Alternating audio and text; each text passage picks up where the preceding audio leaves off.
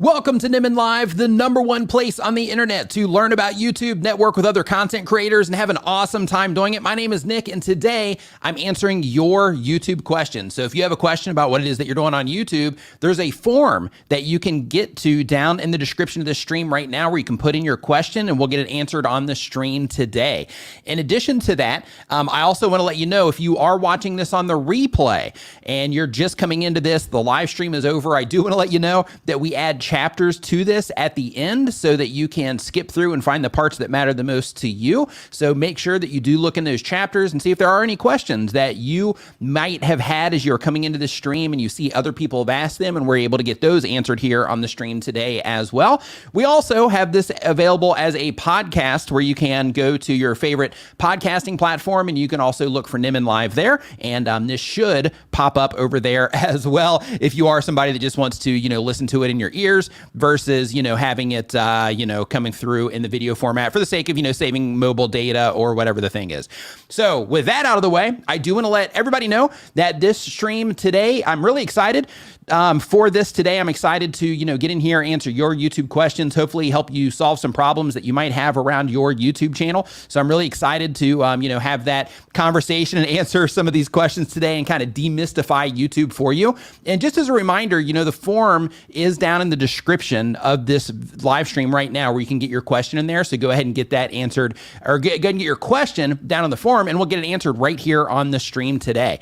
Now, I also want to let you know, of course, that this stream is brought to you by TubeBuddy, which is the #1 tool for YouTube content creators. TubeBuddy helps you optimize your videos for discovery across the platform. TubeBuddy will help you A/B test your thumbnails or test your thumbnails against each other so that you can make sure that the thumbnails that you're using are the ones that are most effective for the people that you're trying to reach based on the data that TubeBuddy is going to give you back in terms of more people responded to this one on a homepage, more people responded to this one in suggested videos, more people responded to this one in search. It just gives you all around insights on how your thumbnails are performing in different places per thumbnail, and that includes the watch time that you're generating per impression as well. So you can check out tubebuddy.com because they have 90 different tools to help you with your channel. You can check out at tubebuddy.com, or I've got a link down in the description, of course, to that as well. Or you can hook me up with an affiliate commission in addition to that by going to tubebuddy.com/Nimmin. Now, this stream is co-brought to you by StreamYard, which is the live streaming tool that I use to stream this show every single Saturday at 9 a.m. Eastern. And the reason that I use StreamYard is because it's super easy. So it's a web-based interface. I can bring graphics onto the screen. I can bring guests on. I can play music in the background directly in here. I can switch between like all kinds of different graphics, that I have loaded into here. I can play videos during the stream. I can bring multiple guests on if I want to. So, one of the comments that I've gotten in the video yesterday that was talking about, the YouTube features in my live stream that I did yesterday, one of the questions or one of the statements that a lot of people are making in the comments about the go live together feature that YouTube is rolling out for mobile users. They're like, hey, this is just like StreamYard and all that. It's not even close. So all that does is let you bring on one guest and it's only a mobile experience, where StreamYard has all of these other things that you can use it for. So you can try out StreamYard for yourself at StreamYard.com. Or, of course, I have an affiliate link for that down in the description as well. So I hope everybody's had a fantastic week. Hope you are excited to learn today. Make sure, if you haven't yet, if you are, just joining us for the first time, make sure that you do go ahead. Oh, my touchscreen's being all weird on me today. Make sure that you do go ahead and get your notepad open. If you are a TubeSpanner user, let me pin this on the screen here real quick. If you're a TubeSpanner user, make sure you get your notepad open because we're going to be answering a lot of questions today.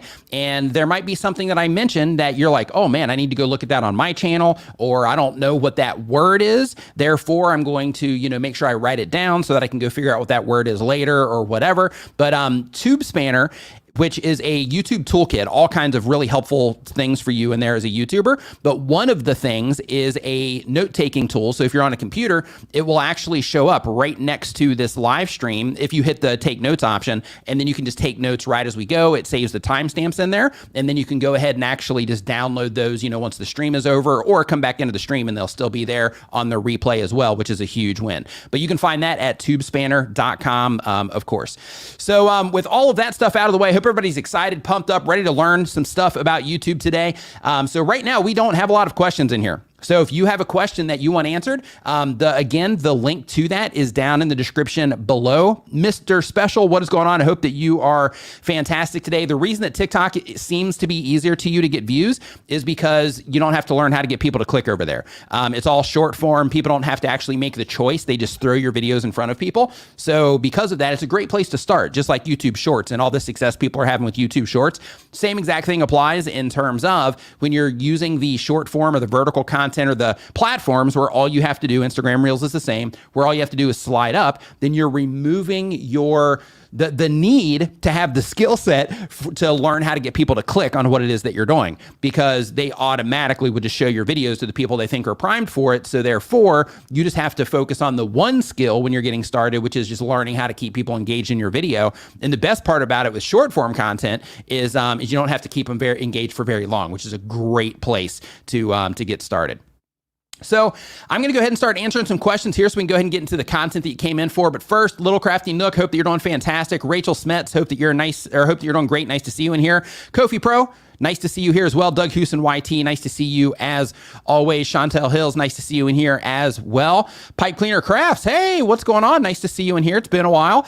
Semi-retired Bob, good morning to you as well. Hope everybody's getting off to a great start to your Saturday. I know some of us are actually ending our Saturday with the stream here today. So for those of you that are just getting started, I hope that you have a awesome Saturday, and we are going to go ahead and get into it. Man, the responsiveness of all of my stuff is really weird right now.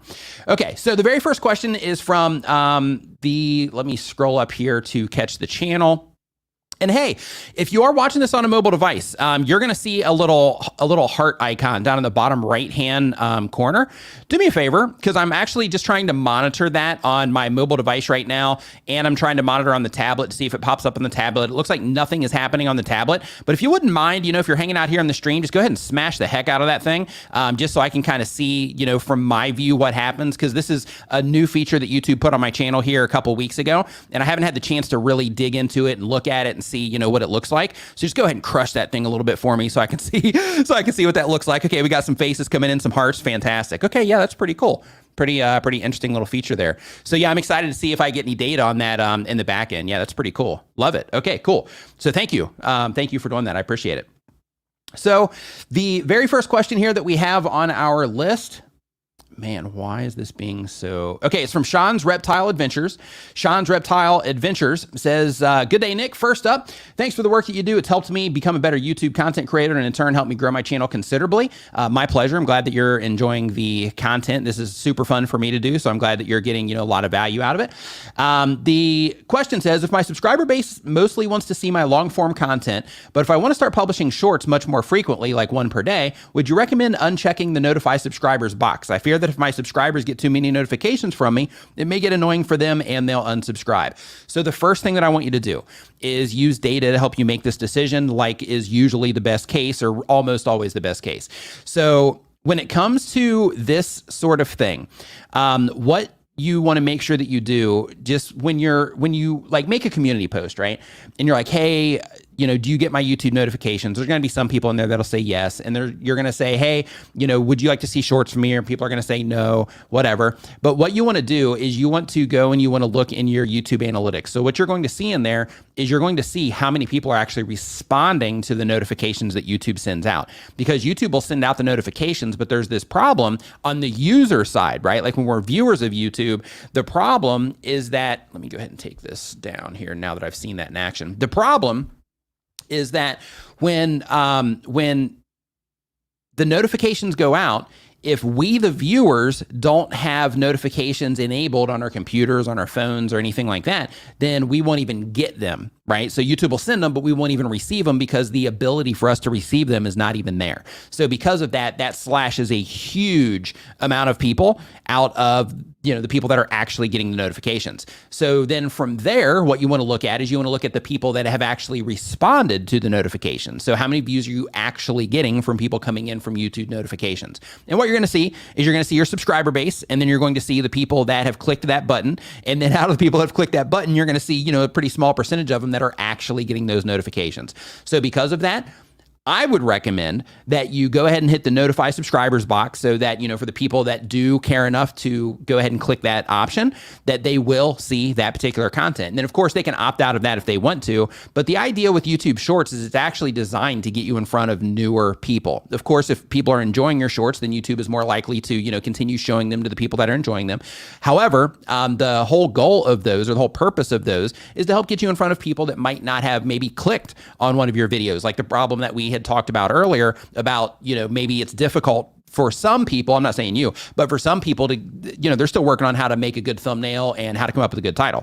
So it removes that part of the process, and then you just have to get good at making videos first. So because of that, what you want to make sure that you do if you are going to, do YouTube Shorts is go ahead and click the button to notify subscribers, but just know some people are going to click on it, some people aren't. And as you navigate through this journey, make sure that you are keeping in mind the idea that there are people that are vocal in your comments, and those people are the people that are usually the most engaged. However, they don't speak for everybody. Those are just the people that are engaging with the posts that you make and things like that. That's why you always want to use data for stuff. So another great example of this is people will say things like, hey, my, like you mentioned here, your long form content. So the real way to figure out, what your audience really likes is to go ahead and hit them with some short form content and then just see how it compares with the long form content in terms of, people going in and, watching more of that content once they run into it and so on.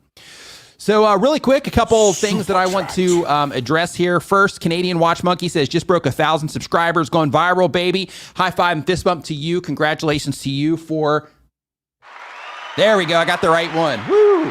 Congratulations to you for your first 1,000 subscribers on your YouTube channel. Congratulations to that. Now, really quick, since you just crossed 1,000 subscribers, one thing I want you to think about is 1,000 people just standing right there in the room with you, everybody looking at you, right? It's crazy when you think about it from that view. And then, in order to get to 1,000 subscribers, you probably got a lot of views, in order to get you there. So then start thinking about it from that perspective in terms of all the views you have on your channel and thinking to yourself like, holy cow, just visualizing how many people that is.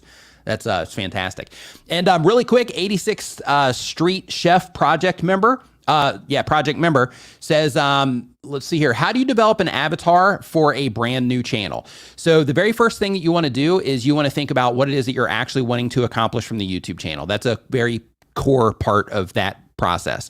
So the very first thing you want to do is you want to think about what you want to accomplish on that channel. And then once you figure out what it is that you want to accomplish on that channel, then you start thinking about who it is that would be a great fit for, to help you accomplish that thing in terms of who do you need to make content for in order to help you accomplish that thing. And then that's going to help you dictate the specific type of content that you make also. But when it comes to that part of the process, once you know what it is that you're doing and you start coming up with who you think might be a good fit for what it is that you're wanting to make, then in that case, hop on Facebook, hop on Reddit, hop in Discord groups, hop on everywhere in those communities around those topics that you're considering making videos about, and get to know the way that those people think. So then what you do from that point is you start looking for nuances of the things that those people care about, because that's going to be all the stuff that you're going to leverage to get them to click on what it is that you're doing in order to create value through the video content that you're putting out and things like that, because you're going to quickly learn the things that they care about, the things they don't care about, the things they purchase, the things they like, the things they don't like, the little, insider memes or insider language, all of those things that you can also, put out or leverage, so to speak, in your content. So the starting point, though, is figuring out what you want to do. Like, what is it that I'm actually trying to accomplish with this YouTube channel? If everything, like if I started this channel today and everything just went perfect, and a year from now, I had exactly, that perfect channel that in my brain would be that, that thing that I'm actually setting out to do in the first place, what would that look like? And then start reverse engineering who would be a great fit for that, and then start searching for where those people hang out online to get a better understanding. And when you start noticing those nuances of those communities, that's how you start really breaking down exactly what it is that, they care about and all of that, which will help you better define the very specific content that you're wanting to make. Okay. And even little details.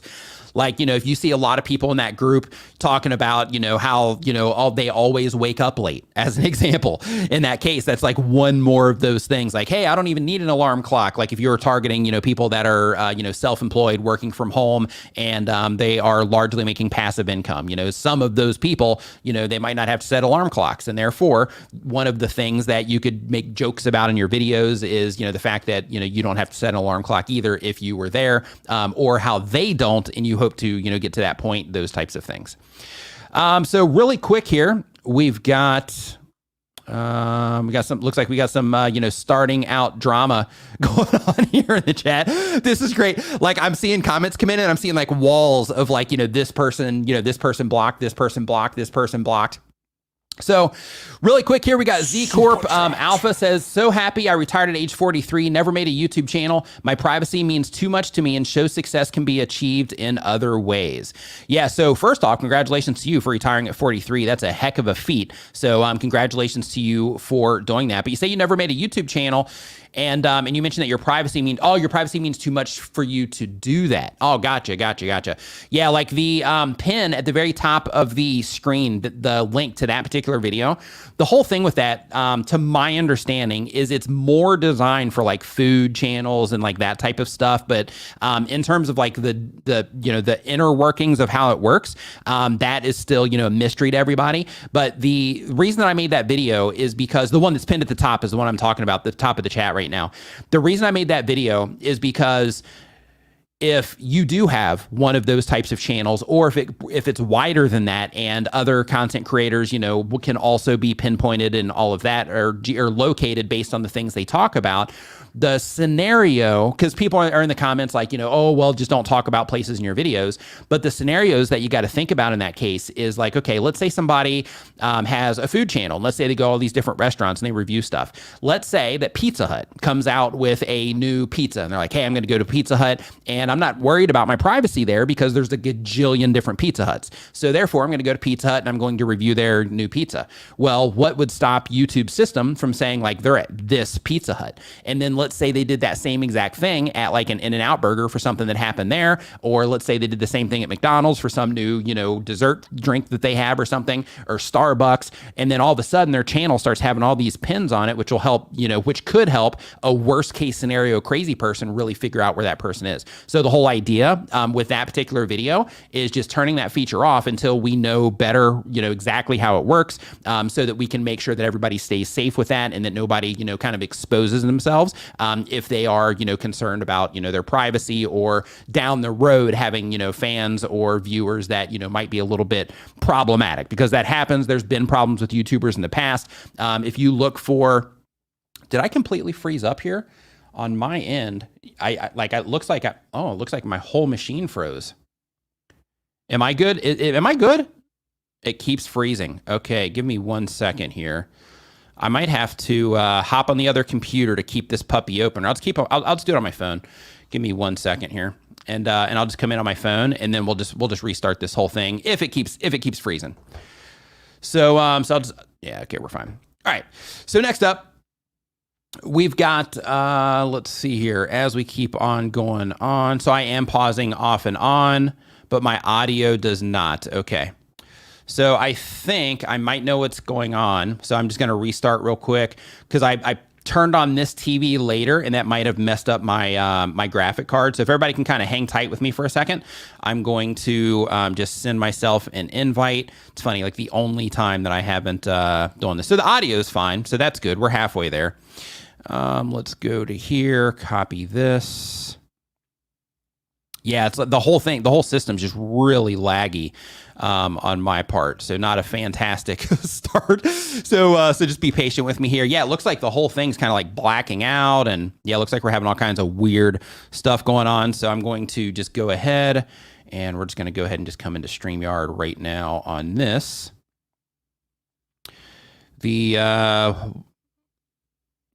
Just hang tight. I'm actually going to, this will probably be an easy way to do this on my end. I'm going to play a music video for you. You guys are familiar with this already. This is the thing here with, man, yeah, we're like completely freezing up. trying to get a video going so you guys have like something to watch here while I'm resetting everything. Oh, let's see here. Let me scroll down here. Scully's House of Thrillers. Thanks, my man. You rule. Okay, so I'm going to hit this. Hopefully it triggers. I'll give you something to watch while I step away and kind of reset everything.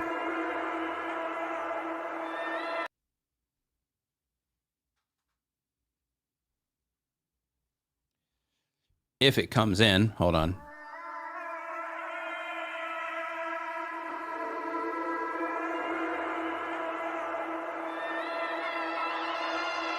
Check, check, 1, 2. I'm B to the G, it's easy to see what you need, it's attention from me. I'll give you the shout, get back on the grind and you'll be down for the count, trying to breathe. Your favorite is me, now you hate with the diss. All of that hair hanging there like a chick, man give me a break. You're standing too close to the camera like Nick. Where's the claim that you say Filmora is hate? Call me a thief for the titles you hate. I taught you to rank, you seem to forget it. I hit it and quit it, and you try to walk in my wake. I'm tossing you weight, giving you shine, giving you clout by doing this with my time. And what I'm about, lying you guide, you come to my console but now you're denied. You wanna throw shade. It's too late, I already got it made. You wanna bring hate.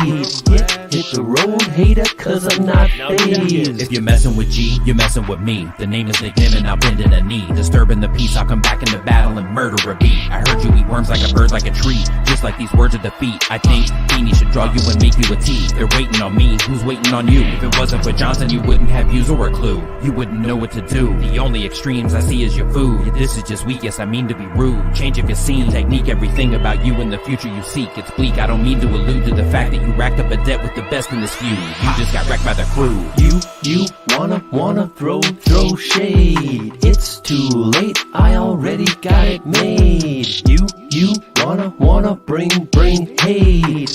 Hit the road, hater, cause I'm not phased.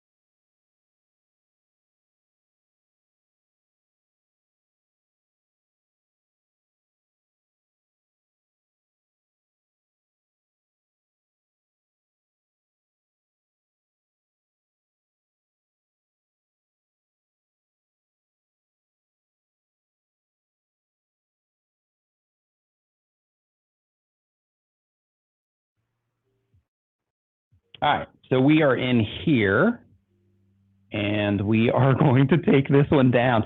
This is fantastic. So you guys get to see like a thing going on here, like in real time, in terms of like a whole. I'm just going to crash this puppy. Let's see here. I'm going to restart that. Bam.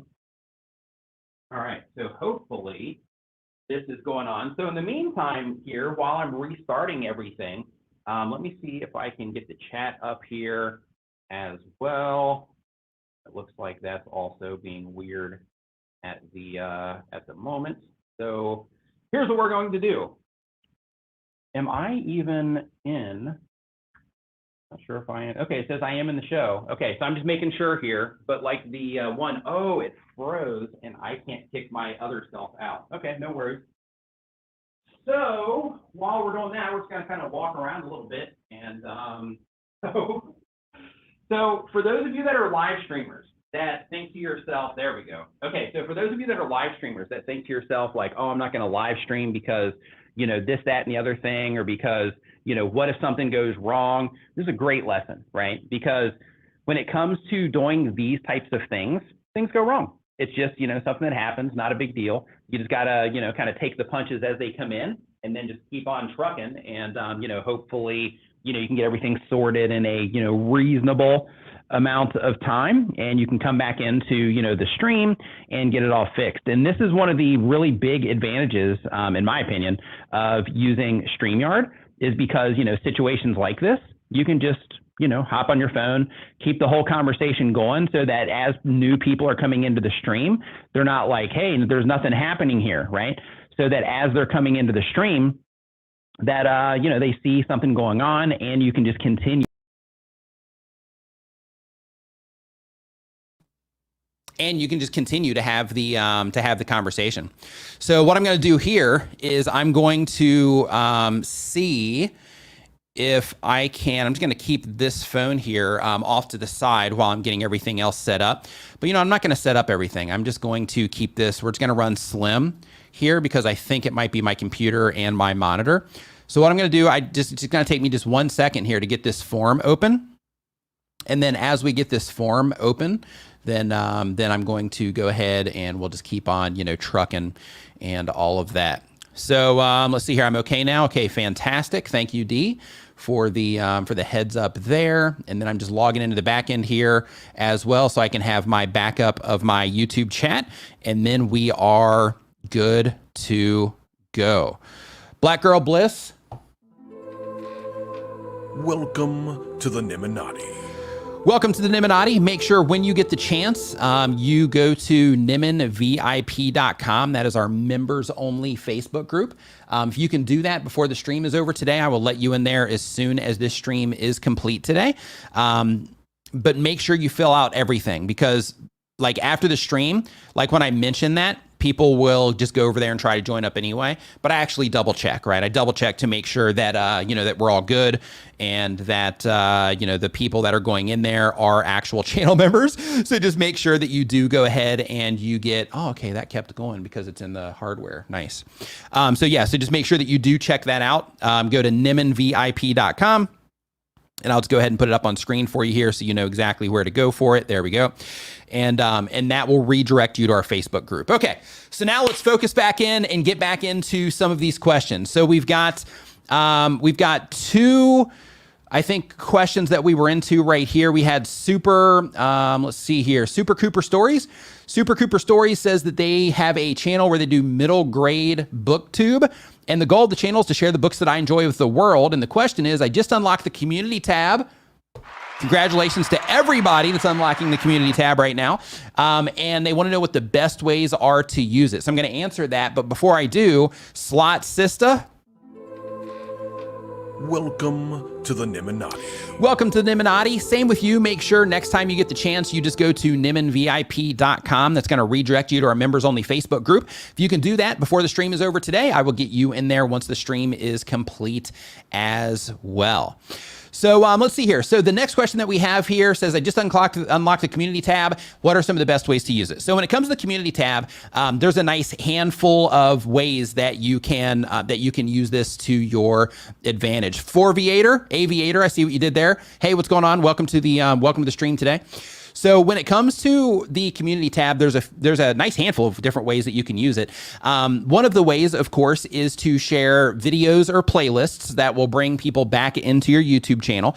You can share videos from your channel, or you can also use it as a tab collab, is what we call it, where you also use it as a way to collaborate with friends who also make similar content to you. So for example, let's say that you are a gamer and you're doing COD content and you are playing with this other gamer on YouTube over here, and both of you are like, man, I wish our viewers would be able to easily, know what other stream to watch at the same time. And what you can do is you guys would be able to share each other's live streams in each other's community tab and let your audiences know, hey, just go to my community tab. There's a direct link over there. Of course, you can put it in your description too, but I'm just saying that's just one way to do it. Let's say that two people have cooking channels. Same exact thing applies. I know there's a lot of crafters in here, so we'll say crafting as well. But basically when we'll say, crafters or cooking channels, if you have, a buddy that makes similar type of content, then same exact thing. If they put out a piece of content, you're like, wow, that's really good. I would love for my viewers to see this. Then that's a great way to just send, some viewers their way. And you can also work out some of those things in advance. Like on our side, one of the things that we do within our circle of buddies is, if somebody is like, hey, this video is something that I really want to get out there in front of, more people. People are, really enjoying it, according to the comment section, according to the stats on this. So would you guys, be interested in sharing this? And then, we'll just go and share it. Sometimes we'll just run across, one of those videos and we'll share it anyway. But sometimes we do it that way. Other times we'll do it to where we're like, hey, I'm going to be making a video about this. I'm going to be making a video about this. So let's both share both of those in our community tabs, like right after we publish our videos, because they are complementary to each other, right? Those types of things. You can use it as a collaborative tool. You can use it as a way to bring people back into your content through the videos and playlists, like I mentioned before. And when you are looking at your videos and playlists that you do share there, one thing that you're going to see is those typically get the lowest amount of engagement in the tab. So you want to make sure that you are gauging that on the actual videos themselves. If it's the playlist, you want to gauge it on the first video in that playlist, but you want to gauge the traffic that you're sending from the video stats themselves, not what you're seeing in the community post. In addition to that, you can also use it as a way to share like behind the scenes pictures of content that you have coming up, depending on your content type. If you have a community that's really hyped about, things that you publish, then in that particular case, you can just show like little hints of, content that you have coming to kind of build up the hype so that you start to create the opportunity to where people are like, hey, I want to hang out and see, this particular video. So I'm going to make sure that I'm paying attention on that channel or whatever. You can also use it as a way to really start to understand your audience. So a question that we had earlier was about, your avatar and understanding who it is that you're making content for. So the idea is that in your community tab, over time, you can start asking all kinds of little questions, just little details that would help you better understand the audience that you're reaching. So for example, I'll ask even silly things. I'll be like, hey, do you use light mode or dark mode? Because then if I see that I have a substantial amount of people that are using dark mode more, then at least the people that responded to that post, then what that tells me is I need to keep that in mind when it comes to my thumbnails. Of course, you want to make your thumbnails work better on both, but like if there was one that had to take the hit, it's going to be light mode because you guys use dark mode more than you use light mode at scale. So it's those types of things that you can use it for. You can also use it to just kind of share information. Hey, my video is running a little bit late this week, but I'll be dropping a video on Tuesday, those types of things. So the Q&A side, the polls are also fantastic. So for example, you'll see in my live streams from time to time, I'll ask, hey, how, do you watch my live streams?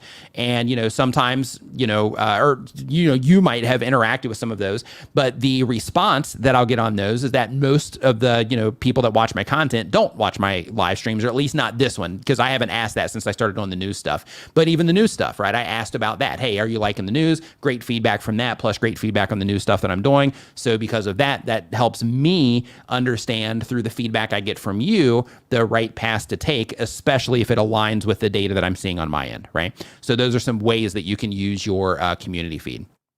So really quick, I saw a post in here just a little bit when I was having my technical, kind of hurdle thing that I was trying to run through, and I can't get back up there. Renee Ritchie was adding some clarity to the location thing, and his question, or not his question, but his post actually went past it here by the time I got this all back on. So if you happen, just so I can let everybody know about that, if you happen to still be here, if you could just say that again, and then I will repeat it here on the stream. Hey, what's up, Christina? Nice to see you in here. Well, I know you at least come in when we're getting close to a holiday, right? So there is a Thai holiday coming up on Monday. Are you in here to remind me of that one? But okay, let's get back into some questions here. So that's the community feed, right? So that particular question is all based around the YouTube community feed. So next up, we've got King CMC TV. King CMC TV says the goal of the channel is to get monetized. It's a gaming channel, and the question is, I do live stream gaming every 4 to 5 days per week. I upload short videos and shorts for my live stream 2 days after live streaming. Should I space out uploading my 2-minute video and short videos 3 to 4 hours apart, or can I upload 2-minute videos at the same time as my shorts?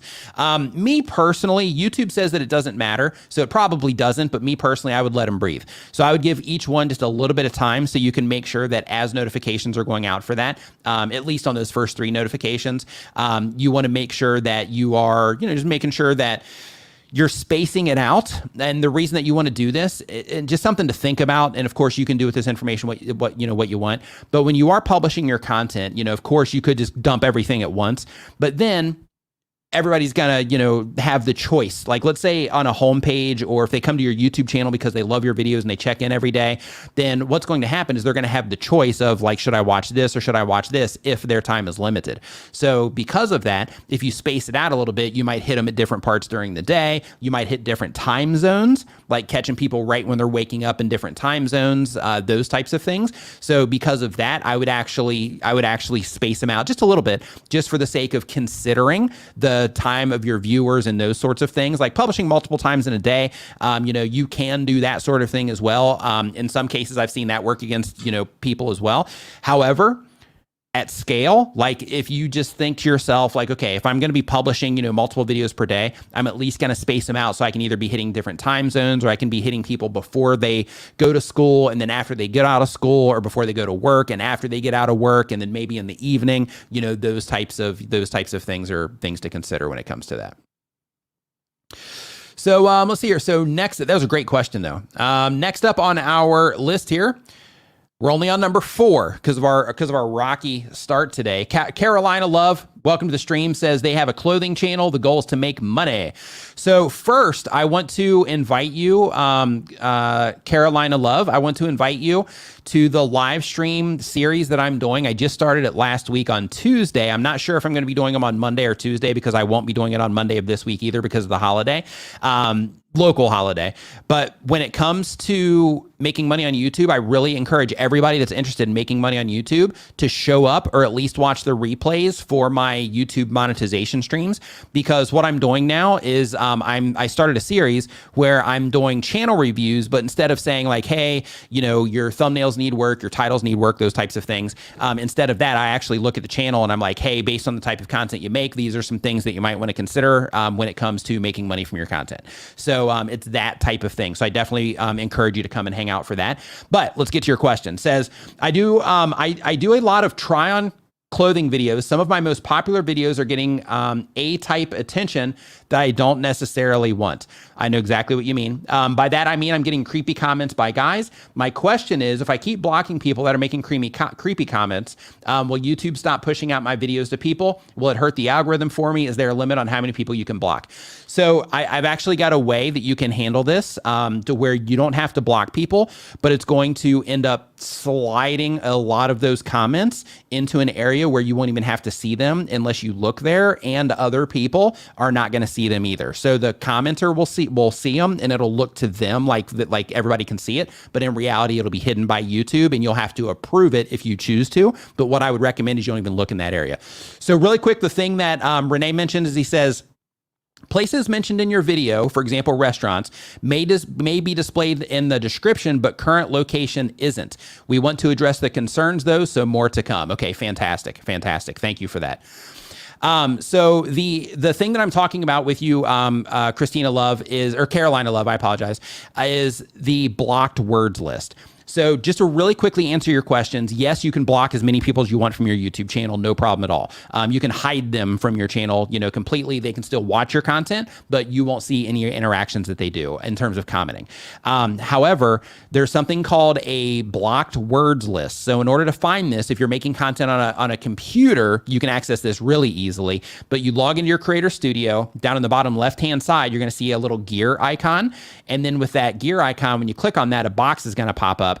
And then in that box, you're going to see an option on the left-hand side of that box for community. You want to click on that, and then you want to scroll down. You're going to see a little box that says blocked words.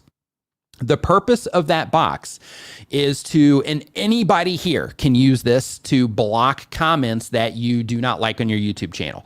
So if somebody says something bad about you on a regular basis, if you have things that you're insecure about, because we're all humans, then you can block those types of things. So if somebody does happen to notice, or if you get picked on about it or whatever in your comments, you can block it here.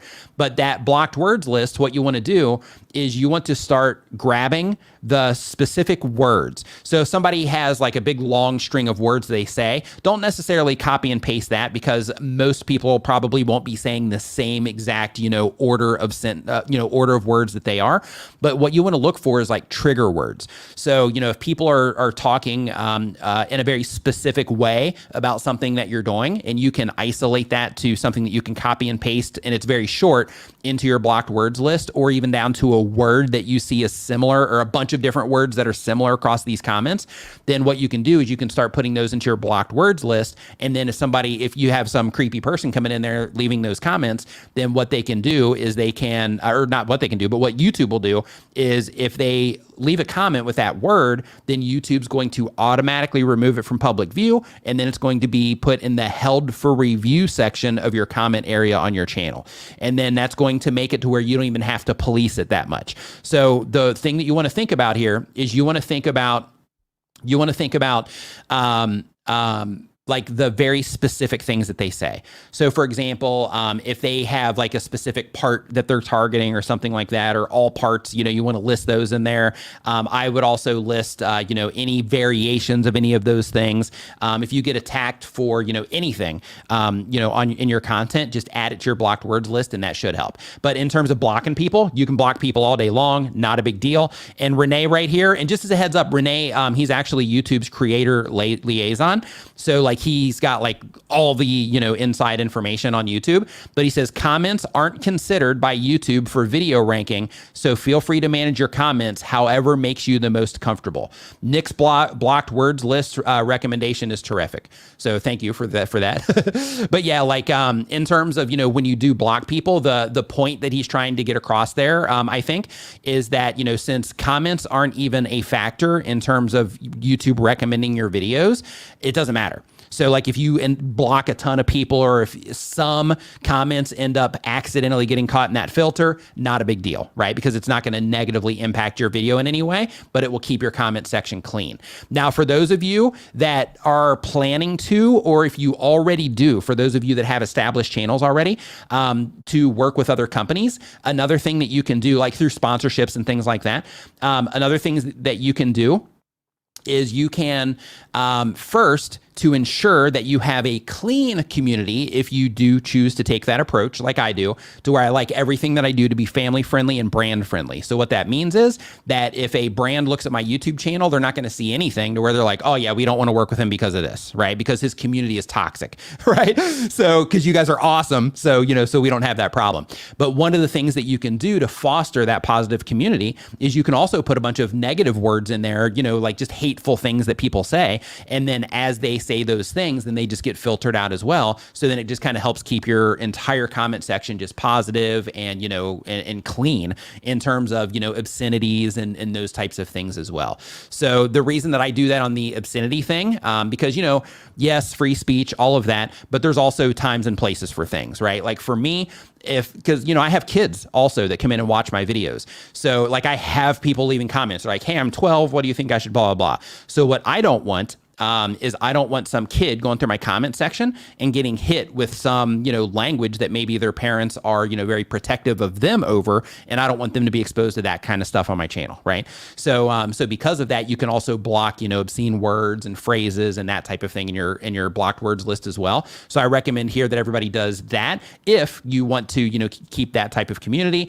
And in addition to that, another thing that you could do if you wanted to, now this is just an optional thing, but in your negotiations with any brands that you work with, if they do have a lot of competitors, or they have a lot of competitors that are mentioned in your comments, you can temporarily, for the length of your contract, if you wanted to, you could also block competitors in your comment section as well. I don't do that here, but that is something that you could do if you chose to, just as one way, one little upsell that you could do for the people that you work with.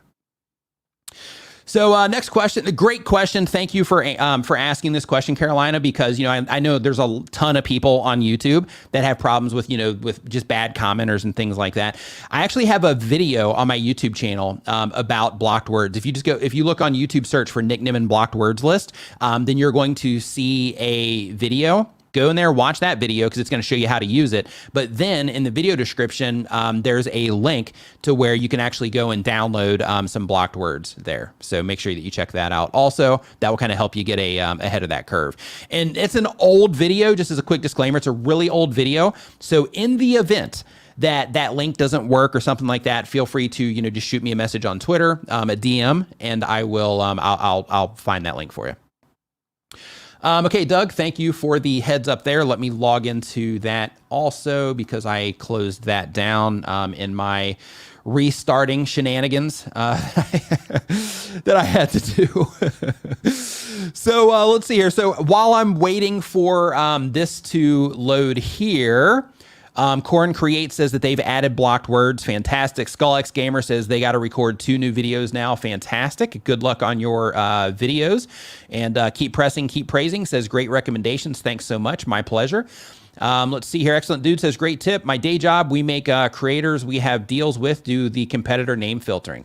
Oh, hey man, I got another one for you. So just as a really quick tip for anybody here that has a, if there's anybody else here that's working with companies that, work with content creators, another thing, just as a heads up to you, is that if you're not doing this already, Excellent Dude, another thing that you can do as well is inside of our AdSense accounts, we also have host blocking controls as well. So what that does is that actually allows you to block advertisers. So as you know, if you're spending money, through influencer marketing, you can have somebody making videos about your stuff, and then you can have a competitor just go run ads on that stuff. So because of that, one thing that you might want to do, or just pay extra for, because they're going to take a small hit on ad revenue depending on how much those people are, advertising against their videos.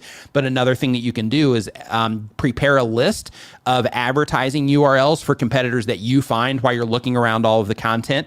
You see the ads running, right? Just make sure you're not looking in YouTube Premium.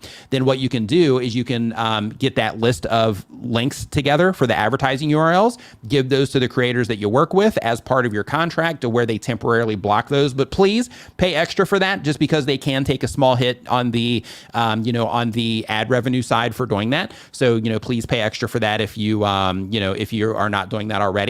And what will happen there is that will prevent your advertisers from, blatantly stepping right in front of your content that you're paying for. Okay. So let's see here. And if you're a creator, by the way, if you are working with brands, that's also something that you can offer as an additional upsell as well on your side, in terms of just that extra layer of value that you can provide to, the companies that you're working with also. So, okay, so I had some super chats come in. Some of this was while I was in the process of just kind of, everything was messing up and I had to restart. So let's see here. So I'm going to go through these really quick and get these handled. So first, super chat. We have Arbach Lover 1618 says, I just passed 1,000 subscribers. All thanks to your info. Thanks, man. High five and fist bump to you for that first 1,000 subscribers on your channel. Little Pressures Washing says, Pressure Washing channel on the road to 2,000, getting close to that. Congratulations to you as well. Maesta G, Myceta, I apologize if I'm messing that up. G, thank you for the super sticker. Nomadic Introvert says, I do long form content. I know shorts are popular. Should I start doing shorts if long form content works for me? Fantastic question. How many people here, and you can just say me if this is you, just say me if you're on the fence. If you're like Nomadic Introvert here and you're thinking to yourself like, man, everybody's doing these shorts. I'm seeing channels blow up on shorts, but I don't like shorts, or shorts aren't like within my plan of what it is that I'm trying to do. And like, what do I do? Like, if you're one of those people, just say me, because I know that I'm getting this question all the time in like DMs and stuff where people are asking me the same thing. Like, hey, I'm should I do this? So here's what you got to think about is, in social media in general, like there's all kinds of stuff where, there's people that are telling you that you should be on all platforms, like all the time, just constantly uploading content. I'm against that idea. And the reason I'm against that idea is like, if you're established, you have people helping you, or this is all you do, then in that case, like, sure, right, go after all of it. Or if you're just in that season where you're like, hey, I'm just like grinding it out right now, so I'm just gonna do that. That's fine. But just because you have these other social media platforms available, or just because you have these other options available on YouTube, doesn't mean that you have to use them if it's not in alignment with what it is that you like to create, or it's just not in alignment with the goals that you have for your channel or the things that you're trying to accomplish. So for example, let's say that one of the things that you like to do is you like to, let's see here, in your particular case, you're a nomadic introvert. So I don't know if your content based on the name is about travel, or if it's about, overcoming, being an introvert. I'm not sure. But when you are kind of planning out what you want your channel to be in the future and all the different things that you want from your channel, what you want to make sure that you're thinking about is be like, hey, shorts are cool and they do get me in front of, new people. And that is content that I can make, relatively easy because it's, short. I can even sample it from the content I'm already uploading and use it as, examples of sorts of the type of content that I'm making. But if it's not within alignment of what it is that you're trying to do on your channel, then by all means, like keep making just the long form. If you're like, I love making long form content, I love making these epic stories and things like that, it's just not supported in YouTube Shorts, then in that case, just go for it, right? Do that and just do the long form content if that's what you want to do. But keep in mind that just like for, publishing on the other platforms, being able to reach more people there, but making the choice to focus on something and then getting that thing going and then deciding to do those things later, just like that, you can do the same thing with YouTube Shorts. It's a unprecedented opportunity right now in terms of like growing the channel quickly.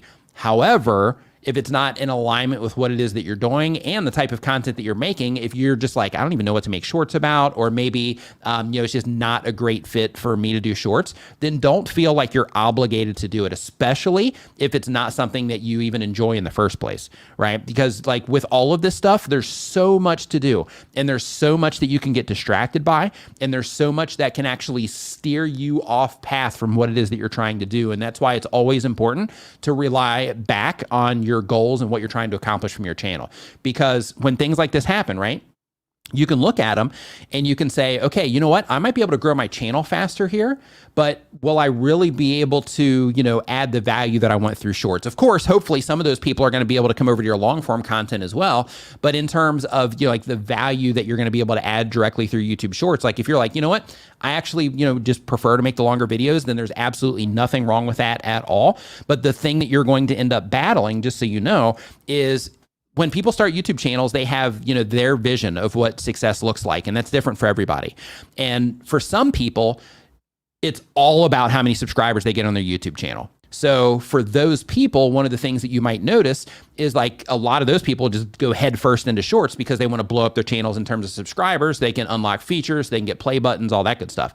However, when it comes to, if you're like, subscribers aren't really what I'm going for. I mean, of course I want to grow my YouTube channel, but I want to do that in a different way through providing a different type of value, things like that versus, a piece of content that could potentially go viral in the short shelf. I just want to do it in a different kind of way. Then by all means, you can absolutely do that. But one thing that you should know about is that if just quick subscriber gain is something that you're after, a lot of people are having great success when it comes to YouTube Shorts.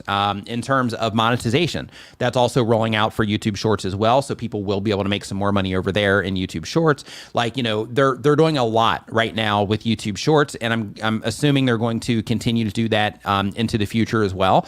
So because of that, it is something that if you are like on the fence and you're like, you know what, I actually would like to do them, but I'm just not sure yet in terms of like, is it going to be bad for my channel and stuff like that? If you're in that scenario, then start experimenting with them and just start looking at the data and start seeing, like how people respond to them and start kind of working your skill set there. But if you're like, yeah, I'm just kind of, I don't know, like everybody's, doing these and there's all this hype around it, but I don't really know what to do. In that case, in my opinion, I think that you should just, do the thing that you enjoy the most and go after that versus trying to do those just so you can get, subscriber spikes and things like that.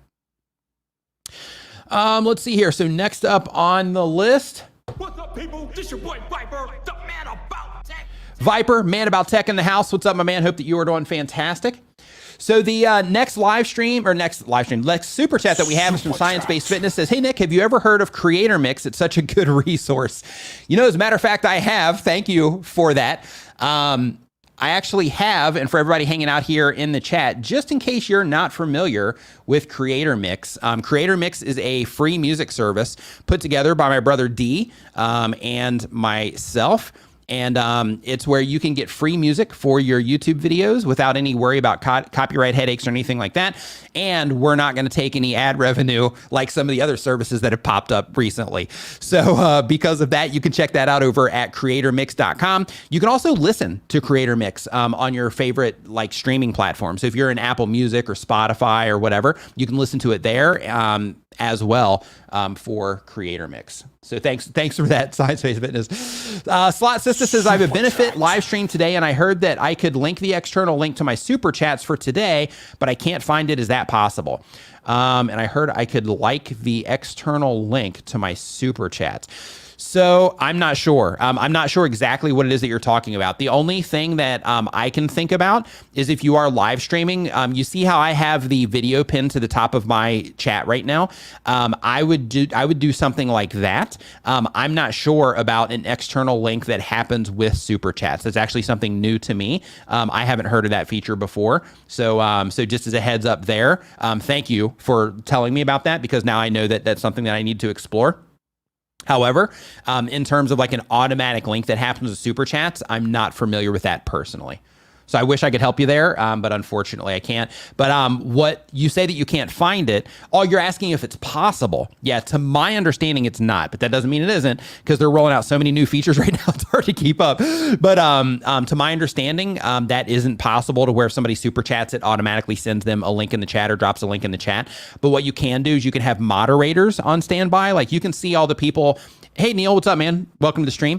You can see the people in the chat here that have the blue wrench next to their name. Those are moderators. So what you can do is you can give somebody moderator privileges on your channel. So you can just click the 3 dots next to their name in live chat, give them moderator privileges, and then when you do that, they can drop links on your behalf when people do come in and give you super chats there.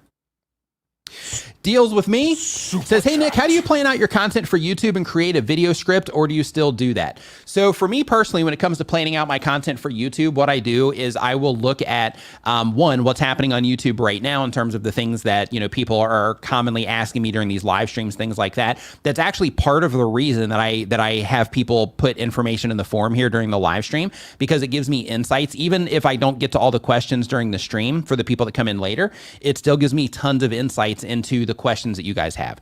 So because of that, for me personally, like I'll dig into that. I'll dig into the questions people are asking me on Twitter. Plus I'll just dig into what's happening on YouTube right now. And I will figure out over the course of the next like 30 to 90 days, depending on how, what's going on at that time, the content that I'll be putting out and how I'll link the videos together over that period of time. And by doing that, it helps me see ahead in terms of like, I know I'm going to be making this content, and I know that when I am making this video that I can reference this video here to give it a little bit of an extra push after it's been dormant for, let's say, a month or something like that. Well, not dormant, but you know what I mean. So it's like, published, 28 days go by. I mention it here, at the beginning of this month or middle of, the month or whatever. And then I reference back to that one again, and that gives it a little bit more of a surge, those types of things. So for me personally, that's what I do when it comes to planning the content. I actually have a content calendar and all that stuff that I use, but a lot of it I actually do right here.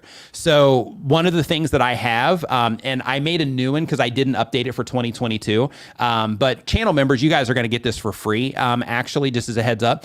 But I have a planner that I made for an iPad. It's like a PDF thing, but you can, like, if you have a pencil and an iPad, then you can, like go in like month to month. You can set your goals in there. You can write down like what keywords you're targeting. If you're going something for search, you can write down the specific value that, people are getting from the videos, those types of things. But I do most of that on the actual iPad itself. But let's talk about scripting. Who here scripts?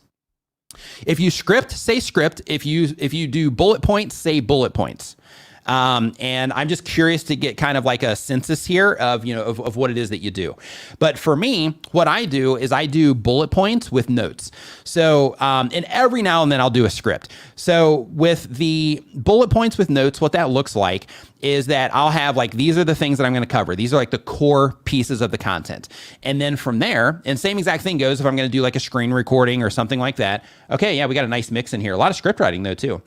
So when it comes to the process, what I'll do is I'll write down, the bullet points, like these are the core things that I'm going to talk about, so I can make sure I remember to talk about them. And then underneath them, if there's any very specific information that I need to remember in terms of notes or like a nuance that I need to make sure that I cover or whatever, then I'll put a little blurb, underneath it in terms of a note to myself to help me remember what it is I'm going to say, or what it is that I need to make sure that, people need to know. So if I do come in, if it's like video day and I come in in or planning day, and I come in and I'm like, just my brain's not there, the coffee's not kicking in, whatever the thing is, and I'm just having a hard time just kind of coming up with ideas and that sort of thing. In that case, sometimes I will write out a script for the sake of just kind of getting my brain kind of a little bit more fluid, but that'll only happen for one video, and then the next video will typically be another bullet point, just because that'll kind of prime my brain for the next video. And another thing that I'll do there is from time to time, because Vigard, he actually edits my videos for me. Most of them, I edit some of them, but most of them he edits for me. So sometimes I'll get a little carried away because, as you know, if you hang out in this live stream, I tend to get a little wordy sometimes. So what I'll do, if I have a period of time where it's just taking me way long to explain stuff, then Vigard will be like, hey, these videos are getting a little bit long. And I'll say like, okay, let me, just write a script so I can ensure that, the time that it takes me to write that is, limited down to, something a little bit more reasonable so that he can get through the edit a little bit faster as well. When I do that, same exact thing, I'll either write the script itself in Google Docs, or I'll use the scripting tool inside of TubeSpanner for that, because it has the timer on there that helps me just get a gauge of about how long it's going to be. So next up, we've got, oh, no, we already did that one. Video script. Yeah, but at the end of the day, here's another thing that I found also, is that when it comes to scripting versus bullet points, I found that for me personally, scripting, it comes across a little bit unnatural in terms of the communication, where if I do bullet points, it forces me to communicate in a more natural way because it's more free thought and just communicating naturally, instead of it being like, okay, I got to make sure I'm remembering to say exactly what it is that I wrote down on the script, so that my focus is on the actual information that I'm sharing, not on making sure that I'm saying what it is that I wrote in my script, if that makes any sense. So, so for me personally, I found bullet points to be a much more natural way to handle it. Nomadic Introvert, thank you for the super chat again, says, Nick, how would I go about branding my channel? My channel is growing at a nice pace and I want to start branding it. Are there companies for that?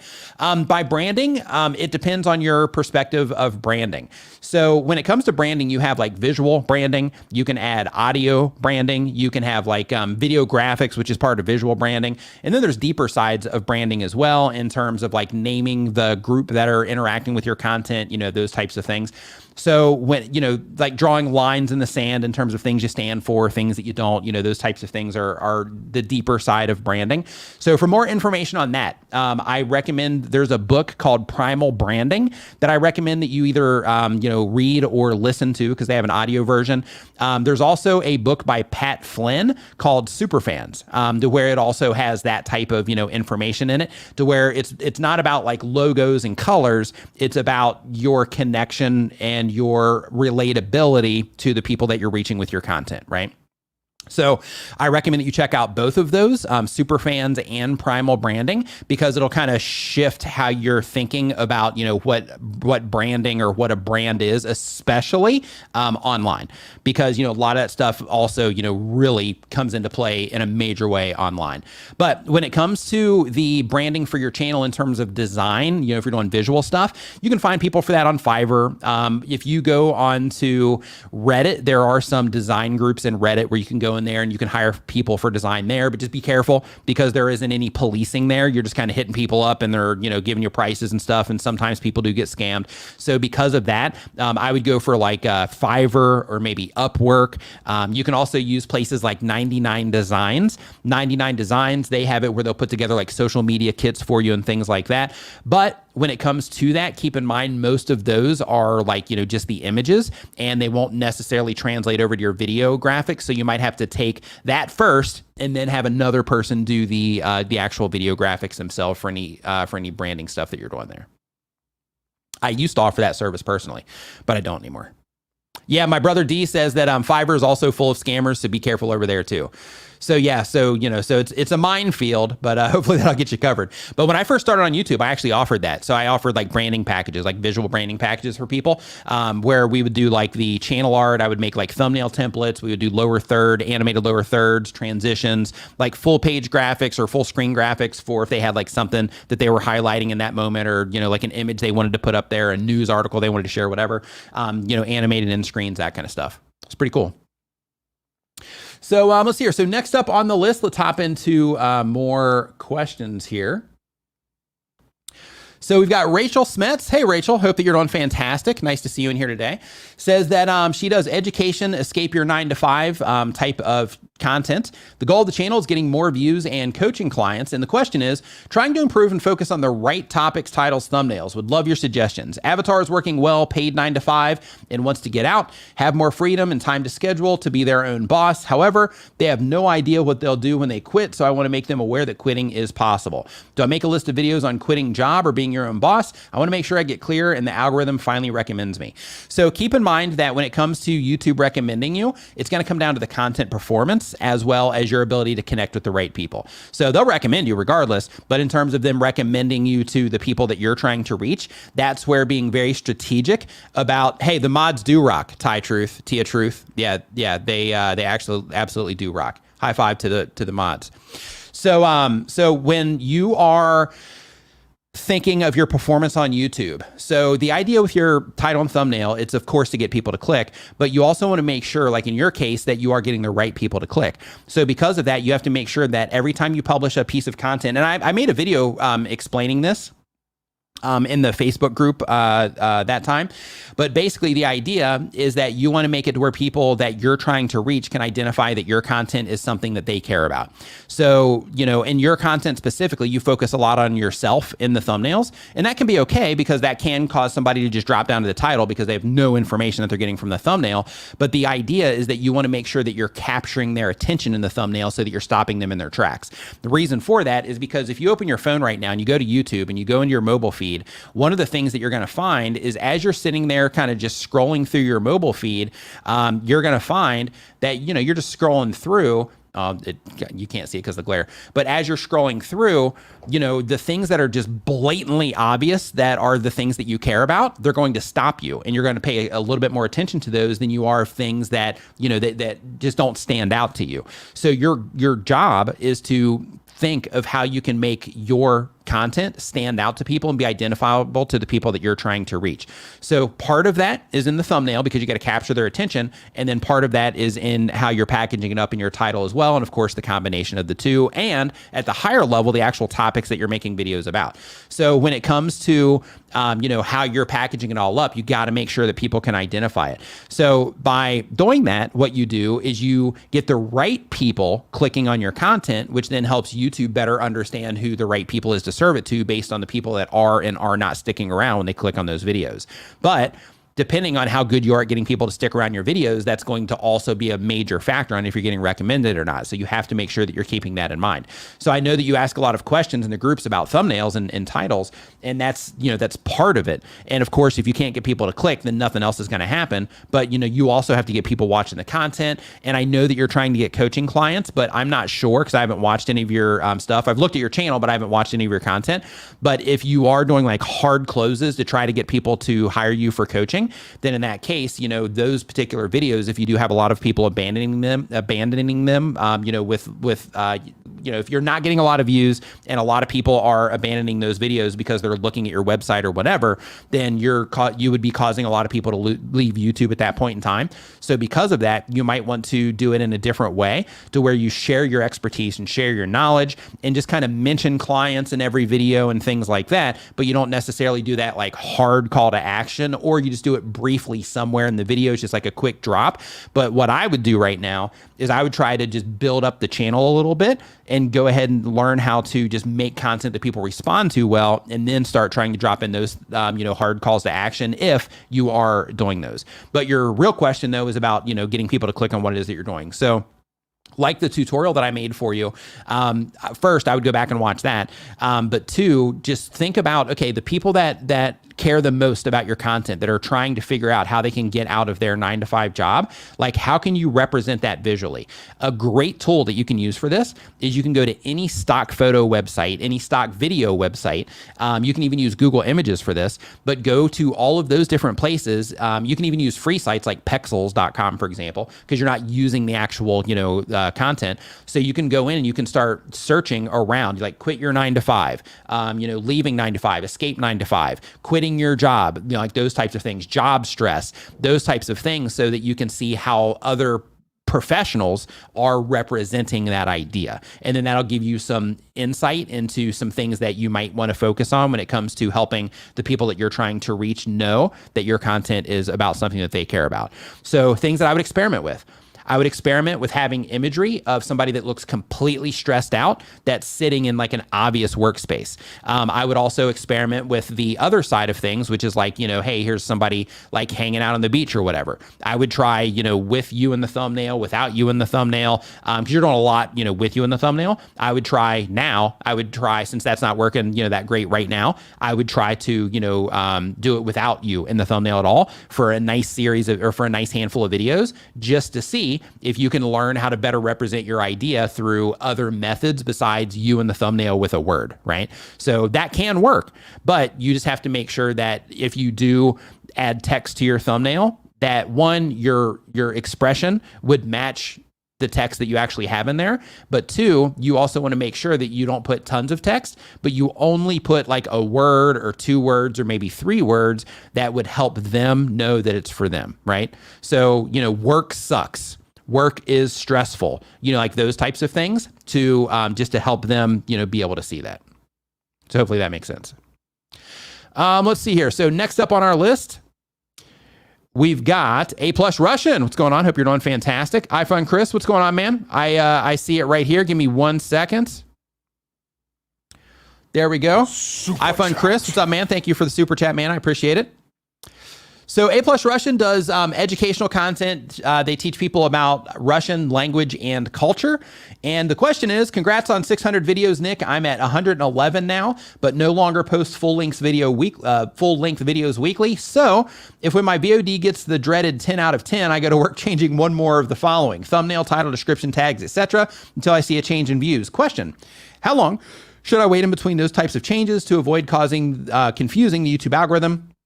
Any other advice for rescuing an underperforming video? So first, you got to look and see everything that's happening with the video. Some things you can change, other things you can't. So you can't, of course, adjust your audience retention unless you do clip out, you use the YouTube editing feature to actually clip out a part. That's the only way that you can handle that, once the video has been created.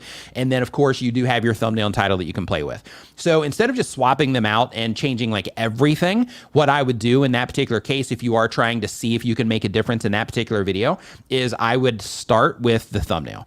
And then from there, just kind of see if that makes a difference or not. Try a few different thumbnails, see if that makes a difference. If it doesn't, then start working on the title itself. And the description, it gives context and all that, and it can help you in like search and things like that. But I would just focus all of your efforts on your thumbnail and title when it comes to, trying to make those changes. But what you want to make sure that you are doing though, is you want to look at the video performance itself, and you want to compare that against other videos in your channel that have done well, because it could just be that, that you're, like you might be able to get them to click, but maybe they're just not enjoying the content enough to where YouTube deems it as competitive enough through a satisfactory experience in order to, continue showing it as much as they were, previously, that kind of stuff. But in terms of how long to wait between those changes, so it's not necessarily about confusing YouTube. It's more about just giving the video time, because when you publish a video on your YouTube channel, it initially goes out to the people that are most interested, but then, depending on how those people respond to it, and you'll see these notices inside of your creator studio where it'll be like, hey, views are up 78% because more of your regular viewers are choosing to watch this video, right? You'll see that.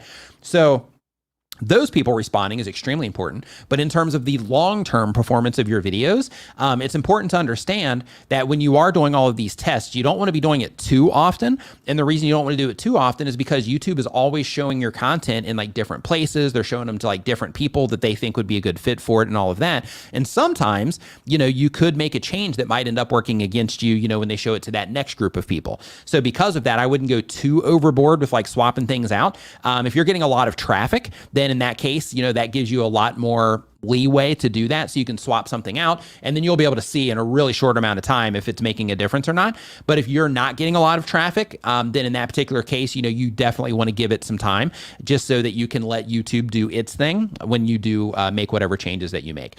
Also, when you are making those decisions, you want to make sure that you are looking in your traffic sources report, and you hang out here, so you know this already, but I'm just saying it for anybody else that's not familiar with this. So when you are looking at your click-through rate, you don't want to, you don't want to look at it at just the averaged out view that you see in your creator studio. Like, that's insightful, but to get more detail and to get more specific information about how your thumbnails are performing in different places on YouTube, like home pages, next to other videos on the platform, YouTube search, that kind of stuff, you can actually go into your traffic sources report in advanced analytics. And actually, you don't even have to go into advanced analytics anymore. They're showing this to you now, just in that regular quick view, if you just, click down to that area. But start looking to see how your thumbnails are performing in the different places, because you might find that like, hey, suggested I'm doing great. Home pages, I'm not doing that great. You might find that you're doing great in home pages, but not necessarily suggested, or that you're doing great in search, but not necessarily home and suggested. And what some of those things mean is this is how you interpret that. So if you look at your click-through rate in your traffic sources reports in your YouTube analytics, and you notice that you're doing great on home pages, but you're not doing so great in suggested videos, first keep in mind that typically those will end up getting a lower result anyway. But if it's like a substantial difference, then in that case, what that tells you is that you're able to grab somebody's attention when they see it in like a mobile feed, or when they see it showing up on their home page or something like that, but you're not that great at pulling attention from suggested, or you're not popping up in any next up spots. So because of that, one thing that you want to make sure that you do in that case, when you notice that, is just scale your thumbnail down to the size that it would be in a suggested video, and make the clear idea yourself, or make it, obvious to yourself. If I'm looking at this, can I clearly get an understanding of what exactly it is that I'm promising with this particular video? And you can use your traffic sources reports to help you uncover things like that. So for example, the news that I do every Friday, I do great on home pages from that. I do great on my channel page from that. But the place that I suck is suggested videos. And I know that, I see it in my reports, so it's not a big deal. But what that tells me is that I need to start experimenting with different things, with different layouts for that, even though people enjoy, and I get a lot of positive feedback from the little, themey news thing that I do in those videos. What is happening is it's actually hurting me. It's cute, but it hurts me in suggested, because it's not crystal clear what that might be about. And those things that might grab somebody's attention when it's, big in a mobile feed, you just can't see that detail in a suggested video. So because of that, I have to go through the process. As a matter of fact, I did that yesterday. And by doing that yesterday, that particular video, and it was just like a, good topic anyway, a good title. But, by doing that one is also just getting a better response, in suggested videos also. But other things that will show you is like looking at it in suggested, make sure you're thinking of how YouTube truncates titles as well, because, on a homepage, you'll see more of a title than you will in suggested in some cases. So because of that, you want to make sure that you are going and you're looking. If you notice that you have a low click-through rate in suggested, then in that case, you just want to go and just do that quick look. Okay, is my title getting truncated over there, where the important part to the viewer that would help them know that it's for them, to where that's getting cut off? Is the thumbnail, the information in the thumbnail big enough there to where it would grab their attention, and suggested? Those types of things is what you want to think about. Same exact thing goes for search. If you are somebody that, let's say you have like a how-to channel and you target search a lot with some of your content, then in that particular case, you want to make sure that if you're a company and you're trying to just own YouTube search for your area, based around the services that you offer, something like that, then in that case, David Matney talking to you, then in that particular case, YouTube search, what you want to do is you want to go there and you want to see how what your click-through rate and your average review duration and all that is in YouTube search compared to everything else, because then in that particular case, that might be more important to you. So next up on our list here, great question though. Thank you for that. Next up on the list, we've got Sam George. Sam George says they have an entertainment channel. The goal of the channels is to entertain people. And the question is, what are the best key elements to add to thumbnails? Anything that will help your thumbnail stand out in terms of grab attention. And once it grabs somebody's attention, maybe it's like the color or maybe the specific imagery or something like that, something that will help them identify that it's something that they care about. So in your case, you do, let's see here, you have an entertainment channel. So if your entertainment channel is somewhat involving other, like let's say because entertainment channel, that can be pretty broad. So in that case, if you're doing entertainment content in terms of like Mr. Beast type of entertainment content, then in that, not to that extreme probably, but if you are doing that type of thing, then having it to where you're highlighting the idea of the video itself. So typically what you want to do when it comes to your thumbnails in your particular case is when you come up with a topic for your video, right? Because you're like, hey, this is the type of video that I want to make. What you want to do is you want to start thinking of your thumbnail and your title first. So instead of thinking to yourself like, okay, I'm going to make this video and then I'm going to make a thumbnail for it. I hope I got some good footage or some good pictures for it. What you're going to do is you're going to start making the title of the video and the thumbnail first, and you want to flush out those ideas. Once you flush out those ideas and you're like, okay, this is exactly how I'm going to package it. This would totally be compelling. This would be super interesting. Then what you can do is you can make sure that you spend extra time when you're recording exporting it to get these very specific images that you're going to need in order to put the thumbnail together that you want to put together. So in a lot of cases, depending on your knowledge of like Photoshop and all the other apps that do these types of things, you may or may not know that, when you look at a lot of entertainment thumbnails on YouTube, at least the highly successful ones, in a lot of cases, those are like, 4, 5, 6, 7 different pictures that are all merged together in order to make like one image that like really stands out and is really epic. So because of that, just kind of helping to focus in on the, the specific, promise of the video or the hype of the video in terms of like, hey, we're seeing if he can make this basketball shot from, the top of the Grand Canyon down to the bottom of the Grand Canyon. We're trying to see if we can get a swoosh in this, right? So in that particular case, then of course you would need to set up all the pictures for that. You would need to, make sure that you're getting pictures from all the different angles so that you could make sure that when you get home and you're putting the thumbnail together for it, that you have everything you need. And you would have that, and you would ensure that you had that by sketching it all out beforehand and planning it out in that way. So hopefully that makes sense. All right, next up. So we've got Agent Casey G. If you're enjoying the show, remember to give it a thumbs up and share it with a friend right now. Agent Casey G says they do photography tutorials, and the goal is to be the go-to guy in real estate photography and 360 in the community. Question is, how do I share my info so if someone wants to sponsor or send products? So a couple different approaches here. The very first is make sure that on your YouTube About Me page that you have your business inquiry email set up there. Most companies that will come onto YouTube looking to sponsor content creators know to go to that area in order to get the email address. A lot of content creators don't even put it in there, but make sure that you do put an email in there, and make sure that that email is not the email that's connected directly to your YouTube account. That's just one layer of security for you. Instead, create a separate email just for that, because it's going to be kind of like a public facing email, right? Other things that you can do is in your channel art itself, if you do link to your website for any reason, if you have one, then in that case, you can actually have a navigation link on there that says, media inquiries or business inquiries there. And if somebody clicks on those, then in that particular case, one thing that, that can happen there is they can, they'll be able to go to your website or whatever, and then they can see like your media kit that they can download directly there. So when it comes to the media kit, some information that you want to have in there. One, you want to have a blurb in terms of, what it is that, you do on your YouTube channel. You want to make sure that you have some audience information in there about, who it is based on your understanding of the people that you're reaching, who it is that you are actually reaching with your content and the value that you're adding to them. You also want to make sure that you have demographic information in there, and you can download this directly from YouTube as well in terms of who's watching your videos. You just need to put like your top 3 or 4 countries in there. You don't have to put them all.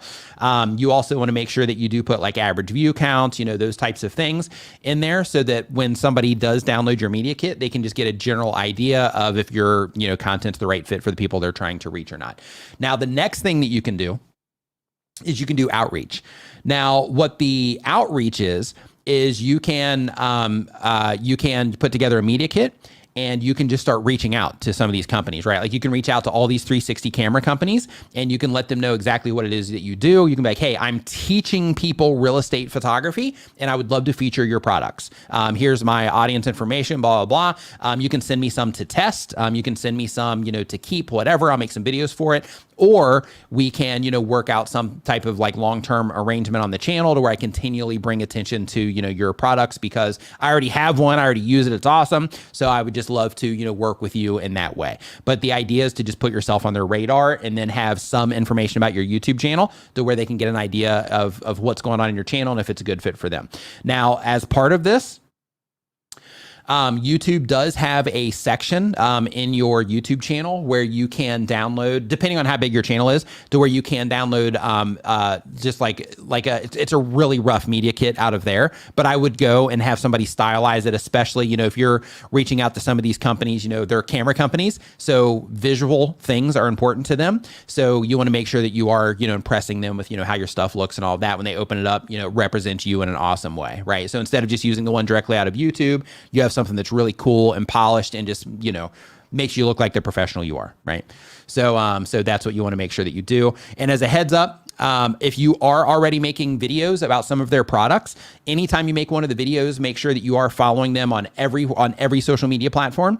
Make sure that you're engaging with them there. If you are also uploading to those platforms, but make sure that if you do make a video about any of their products, or if they're using their product in your video, make sure that you make a tweet about it. You tag them in your tweet so that they get notified that hey, they're making videos about us.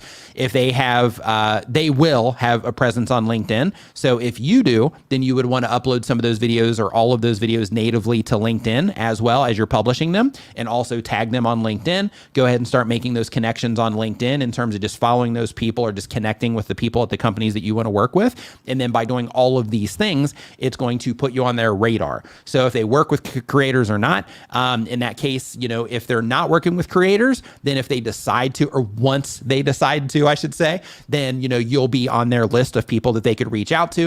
If they're already working with creators, next time they start running, campaigns and they're kind of ramping all that stuff up, which would be right around now, by the way, then in that particular case, you would also be on their radar there. So I would do all of that. All right. So next up on our list here, we got Jacker Crackers. Love your channel name. Says they do tech content. The goal of the channel is to upload more. And the question is, have you ever broken a bone? If yes, how? That's interesting. So this is a non-YouTube question. So when I was younger, I hopped a fence and I actually shattered the growth plate in one of my ankles.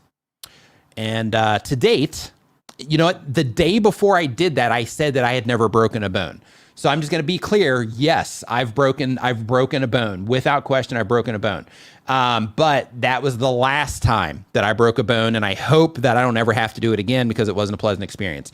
But yeah, I shattered the growth plate, and because of that, I don't know if that, hey D man, that might be part of the problem I have with my back, because that growth plate, maybe I'm a little bit lopsided. That could be causing some of my my back issues now that that I'm in the condition that I'm in now.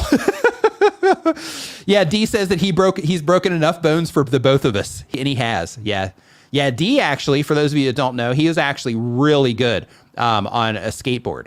Like really, really good on a skateboard and snowboard as well. He's like broken bones on skateboards, on snowboards, bicycles. Yeah, he's definitely been through the ringer.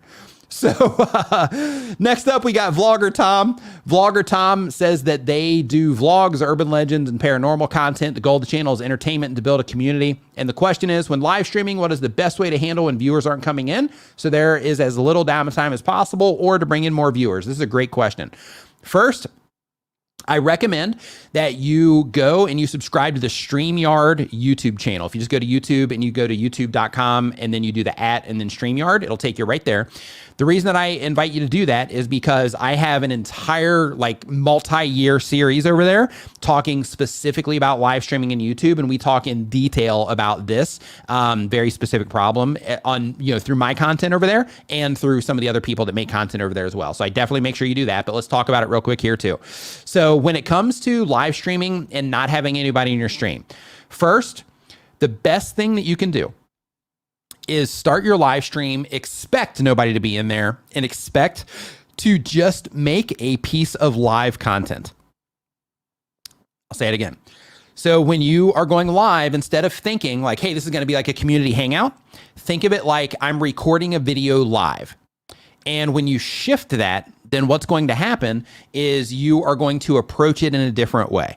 Because if you're expecting people to come in and you're wanting people to come in, right then, you'll be streaming. You're like, oh man, nobody's here yet. Or like, man, I did a whole stream and I had a person show up or something like that. And, it might bother you. However, if you're like, okay, I'm going to do a piece of content live, and I'm just going to focus on the content, but I'm going to be mindful. If anybody says anything in the chat, I'm just going to say, hey, or, mention it real quick, but I'm going to focus all of my efforts on just making a really good piece of content that would be awesome if somebody clicks on it after the live stream is over.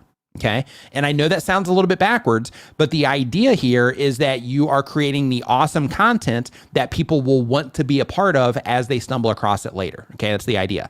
So what you want to make sure that you're doing is that when your stream starts, you just come in, you go for it, right? You just come in and you start just start giving the content. If you're playing a game, come in, start playing that game. If you're doing your vlog, start vlogging. If you're doing an urban legend or you're talking about paranormal stuff, come in and just start talking about it. Just like I do in this live stream. You can watch it on the replay to see how I start it. But the idea is as soon as I hit the live button, I go. And if nobody were to show up, I could keep going and it wouldn't be a 3-hour stream, but I would, keep going for a little bit and I would just deliver some content that would be good, at least on the replay. And I'm prepared to do that in the event that, nobody ends up, dropping a question in the forum or whatever the thing is. So because of that, you also want to be prepared like that, and you want to just kind of change the approach that you have. And keep in mind, when it comes to live streams, another thing that you can do is you can do short live streams to give people a taste of what it is that you might do in the longer ones, and you can kind of build up to the longer ones. So you can see this example on my channel because I have my news segments that I'm doing that are like 10 minutes long.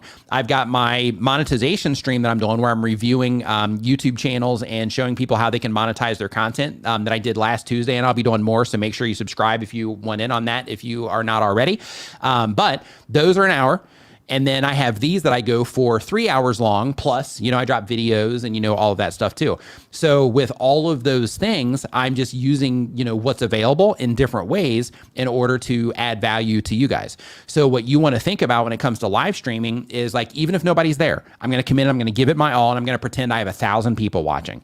And if you do that, eventually you'll get to the point where you have 100 people watching, 200 people watching, 300 people watching, 400 people watching. Maybe you'll be one of those channels where you have 100,000 people watching one of your streams. I'm not sure, but you want to make sure that you're coming in and you're approaching it with that, with that approach so that you can, give it your all and make sure that if somebody sees it on the replay, they're going to think to themselves like, yeah, I want to be there for that. Right. Let's see here. Next up on the list here, we've got Astute Mathematica. What's going on? Hope you're doing fantastic. Think Art. Nice to see you in here. So let's see here. Iron Wolf. What's going on? Hope you're doing great.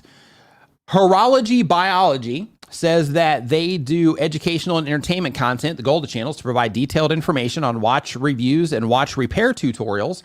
The question is, why does YouTube dump my videos? This is going to be good. As an example, my last video went great. I was gaining subscribers from it every few minutes. The watch time and views are way above average. Click-through rate was good. Viewing over 30 seconds was around 79. But after around 12 hours, the video was dumped, then flatlined. I see this happen a lot, and I don't understand why. It feels that I can only be successful with banging out a new video, and then everything is static until the next video is created and uploaded. Please advise. Okay, so here's the thing. So when you first publish your content, and this is important for all of us to get really familiar with because it solves this problem. When you see this, you're like, oh my God, what happened? So when you first publish your videos on YouTube, their system shows your videos. So if you think of it like we'll just say a ball, right? So, or a balloon. So initially your balloon's really small, and that's the people that YouTube is showing your content to, is this really small balloon of people, right? And then based on how those people respond to it, that balloon expands a little bit. And if those people in that initial balloon version, if they responded just awesome, like off the charts, then it's going to expand like faster and quicker, right? But based on how that next group responds to it, as the group that is seeing your video gets a little bit bigger, those people are also likely to enjoy your content, but they're not as likely as the initial people that they were showing it to, right? Because those are like the most hardcore people that were on the platform, like right after you publish the video or whatever. And then as that group gets bigger and bigger and bigger, the people seeing it, even though they are qualified in some way based on their system, as that balloon gets bigger and bigger and bigger, you start moving into different audiences that are less and less of a perfect match for your content. So what can happen is initially the video is doing awesome right out of the gate. This just happened to me too. This just happened on the video that I published Thursday. But the video is doing great right out of the gate for, for the people that are the most likely to enjoy it. But then once it starts getting into the audiences that are just a little bit outside of, the people that are like really loving it, once it starts getting outside of there, those people, for whatever reason, because they're just not as good of a fit for it. They're just not responding to it as well. And because of that, everything kind of slows down, and then it will go to the point where you're still getting views, it's coming in, but it's just not coming in at the rate that it does after you first publish the video at first, just because of, the people not responding as well. Now, keep in mind, that does not mean that once your video just keeps going, like let's say, 2 weeks later or a month later or 3 months down the road, that does not mean that YouTube won't find another one of these groups for it and test it against them. And then when they do, if they respond great to it, because it's a whole other group of users, if they respond great to it, then that entire process can kind of, I don't want to say start over, because that's not what's happening, but it's more of like, if they start responding to it, then YouTube will keep testing against more people that use YouTube like they do, which then if they find that perfect fit for it, then that's where you'll see videos just out of nowhere just blow up on YouTube. And by blow up, I mean they went from getting, like a few hundred views to getting like thousands and thousands of views a day for like a long time to come, just because, YouTube just happened to nail the audience, and it was just a perfect fit with the content and the timing and everything else that's involved. So make sure that you're thinking about that when you do see it kind of die out. But keep in mind that initial performance is great for getting the video going and feeding YouTube with data on who is and isn't a good fit for the content. But at the end of the day, the long-term performance of the video isn't necessarily dependent on how people are responding to it, right after you publish the video. For long term. Brian G. Johnson in the house. What's up, my man? Hope that you are doing fantastic. Brian says trigger engagement and win. Renee Ritchie says counterintuitive to a lot of creators, but CTR and average view duration typically go way down as videos go from, that just jumped up. Typically go way down as videos go from core to casual audience. Casual audience. That's a great way to put that. Thank you. I'm going to start using that language. Says, if they don't, you may have a video that your core loves, but it lacks casual appeal. Yeah, that's great. Yeah, I love how you actually frame that. That's fantastic. And he also mentions that making videos for your core audience also is not a bad thing. Yeah, absolutely. So hopefully that adds some, a layer of clarity to that, because that is something that, people talk about, all over the internet, same exact problem in terms of like, hey, I published my video, started doing great, all my metrics were awesome, and then it just fell off, right? So other things to think about as well when it comes to that, like if you have an established channel, is this is another one where your traffic sources report comes in really handy, because, right out of the gate, you might find that like your subscribers are just like loving the video, but like people that aren't already interacting with your content, they're just not responding to it as much. And when you notice that, then, you can go in and make some changes, at that point when you notice that's happening. Architectural Sheet Metal one-on-one. What's going on? Hope that you are doing fantastic. Welcome to the stream today. They do daily content. They do sheet metal tutorials. The goal of the channel is to educate anyone interested in sheet metal. Question: when will YouTube make mobile live chat a better experience? It's so hard to mention people with their @creator name. I have to spell it out letter for letter. Yeah, it's frustrating, and I want them to fix that as soon as they possibly can as well. I actually don't participate in a lot of live streams because of that. Like if I'm on my phone, if I'm like hanging out, like, let's say I'm like laying in bed and I'm just kind of like, hey, what's going on YouTube? Anybody that I'm watching, are they live or anything? And like, I'll go in and I'll hang out. I'll like listen, but it sucks because I can't really participate, because it's a pain to participate if, I start tagging people. And in my case, like in some cases, some of the content that I watch is also, within the space that I'm in, and maybe some of you guys are there. So what will happen is I'll go in, and this is just maybe this is just a personal problem I got to get over, but like I'll go in and then I'll be like, oh hey, hey, I'll mention something about something that the streamer said, and then like if some of you guys are in there, maybe you guys will start tagging me, and then I'll feel like a jerk because I can't tag everybody back, right? So I'll have to say like, hey, I'm on mobile, so I can't tag everybody, right? But like that side of things, I also really hope that they get that taken care of to make it a better experience. Flash in your pan, what's going on? Hope that you are doing fantastic. Stranger Times Paranormal, welcome to the stream. Good afternoon. Exploring with Nug says, dude, I just came across something odd. Don't have the option to post a community post on my desktop. What happened? I'm not sure. Yeah, I'm definitely not sure what's going on there in terms of Exploring with Nug. So Exploring with Nug, what I recommend that you do is hop on Twitter if you have a Twitter account. And if all of you guys don't have Twitter accounts, create one for this reason. They have staff. If you go to @Team YouTube, then, when you have problems like that, you can just shoot them a tweet, and then, they can either send you to the right help document for it, or they can, look at it or whatever the thing is. So in your case, exploring with Nug, I recommend that you create a Twitter account if you don't have one, or log into your Twitter account if you do, and then shoot @Team YouTube a tweet and let them know that you are having that issue, and then hopefully they'll be able to let you know that there's a bug happening, or that that there might be a help document that they can send you to that might be able to help you out there. Let's see here. Brandon's Recovery TV. What's going on? Hope that you are doing fantastic as well. What's happening? Okay, so David Matney says, Nick, I currently publish twice a week, Tuesday and Thursday. Is that too close together, or should I publish Tuesday and Saturday? Thanks. So what you want to do is you want to look at your, if you have audience information inside of your YouTube channel, which you should see when your viewers are online most.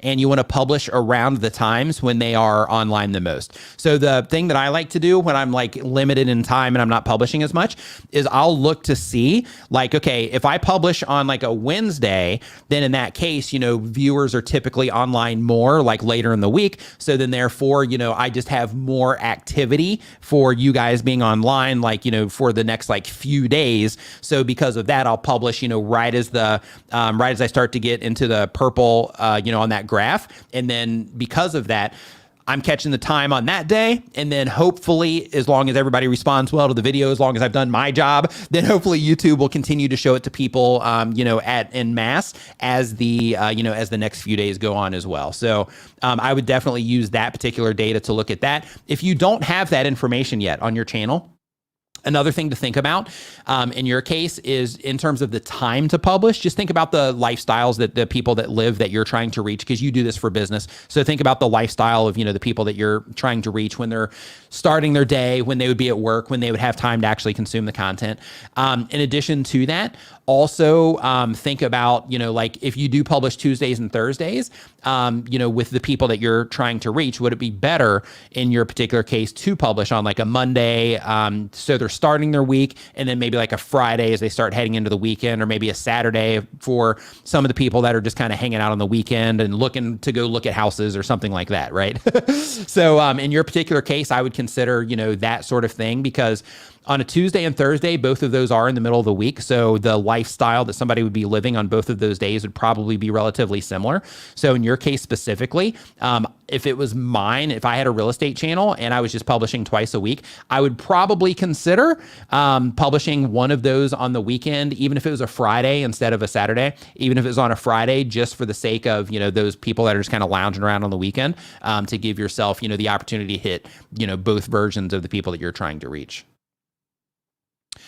And you're a member, so if you have any questions on that, or if you need feedback on your graph or anything like that, you can just drop it in the Facebook group and just make sure you tag me.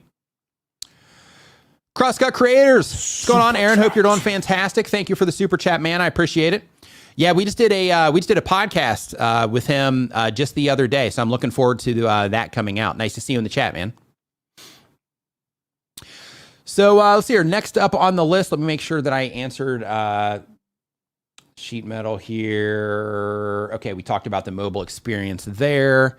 Yeah, I'll be super excited to make a video about that one when they roll that one out. La Fashionista Chick says they do fashion content. The goal of the channel is to give fashion tips and entertainment. The question is, I have 350 subscribers, but only like 5 people answered the polls in the community tab. Is that normal? How can I use the community tab to create a community? So you're off to a good start. So how communities start is they start with 5 people answering, right? And then the next thing you'll have, you might make a few posts and you might have 3 people or 2 people and then 5 again and then 6. And then what you're going to notice is over time, now you'll have 10 people, 15 people that are starting to interact. And some posts that you make, you'll have, a lot more people interact than others. So one thing that I recommend, since you are doing polls specifically, is, just kind of work on the actual, polls that you're asking in terms of very specific questions. Make them simple. Don't give them a ton of options. Just give them like 2 or 3 different options. So it's just easier on their side to engage with it. In terms of the question for your poll, also make it something that is more general, that would apply to a larger amount of your audience, and try to make it about them and not about you, if possible. So how that would work is, instead of asking them something that maybe you should do for your YouTube channel, ask them something about something that they might care about related to fashion, right? Like, hey, do you guys wear more, do you wear more shorts or like long pants, right? As you can probably tell by that statement, I'm not a fashion person, but you get the idea.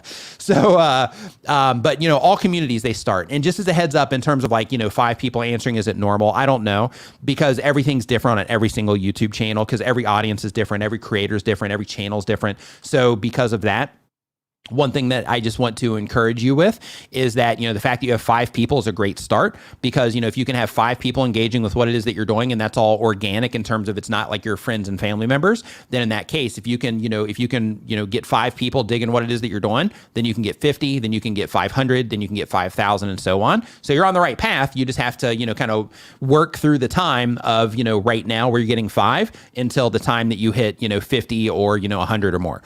So the thing that I'm trying to tell you is just kind of, buckle in, make some content, continue making awesome content for your viewers. And just remember that YouTube is a marathon, not a sprint. So when it comes to, growing your audience, you also have to make sure that you are keeping that perspective as well.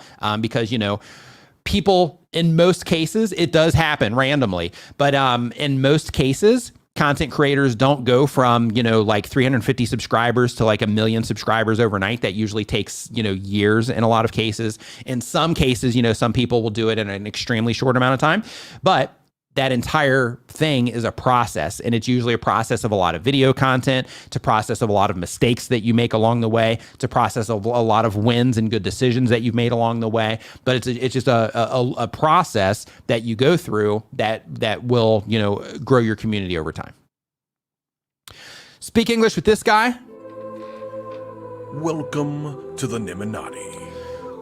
Welcome to the Nimminati. Make sure that when you get the chance that you go to nimminvip.com. That is our members only Facebook group. Fill out all the information on the way in, because that is how I verify that you are a channel member when you get over there. So if you can do that before the stream is over today, then I will go ahead and get you, I'll get you in there as soon as the stream is complete today.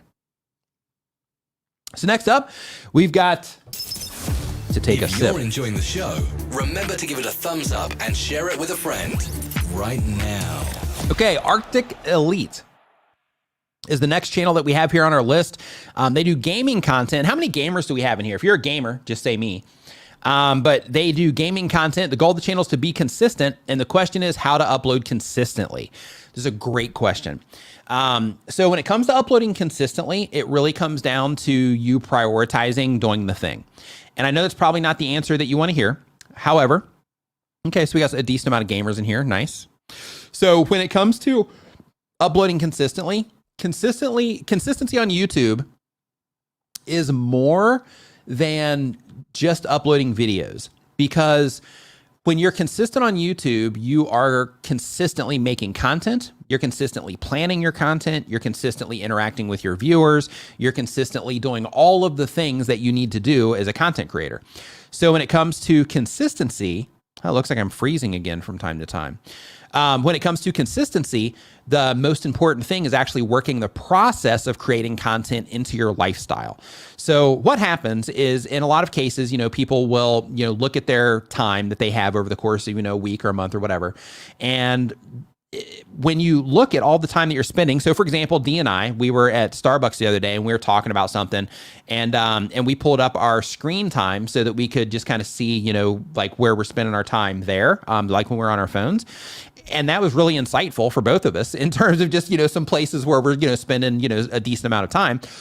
So a lot of us are in that same case to where, we might be taking a lot of actions throughout our day to day that we're not really paying much attention to how much time they actually take, to where, like, for example, the amount of time that you spend watching, content on YouTube or TikTok or Instagram, right?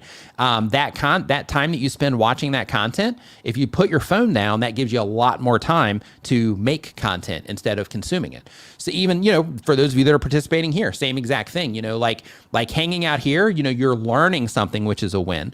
But at the same time, if you're struggling with consistency, the time that you hang out here, I would much rather you make a video for somebody that's struggling with consistency. If you got your consistency consistency down, no big deal.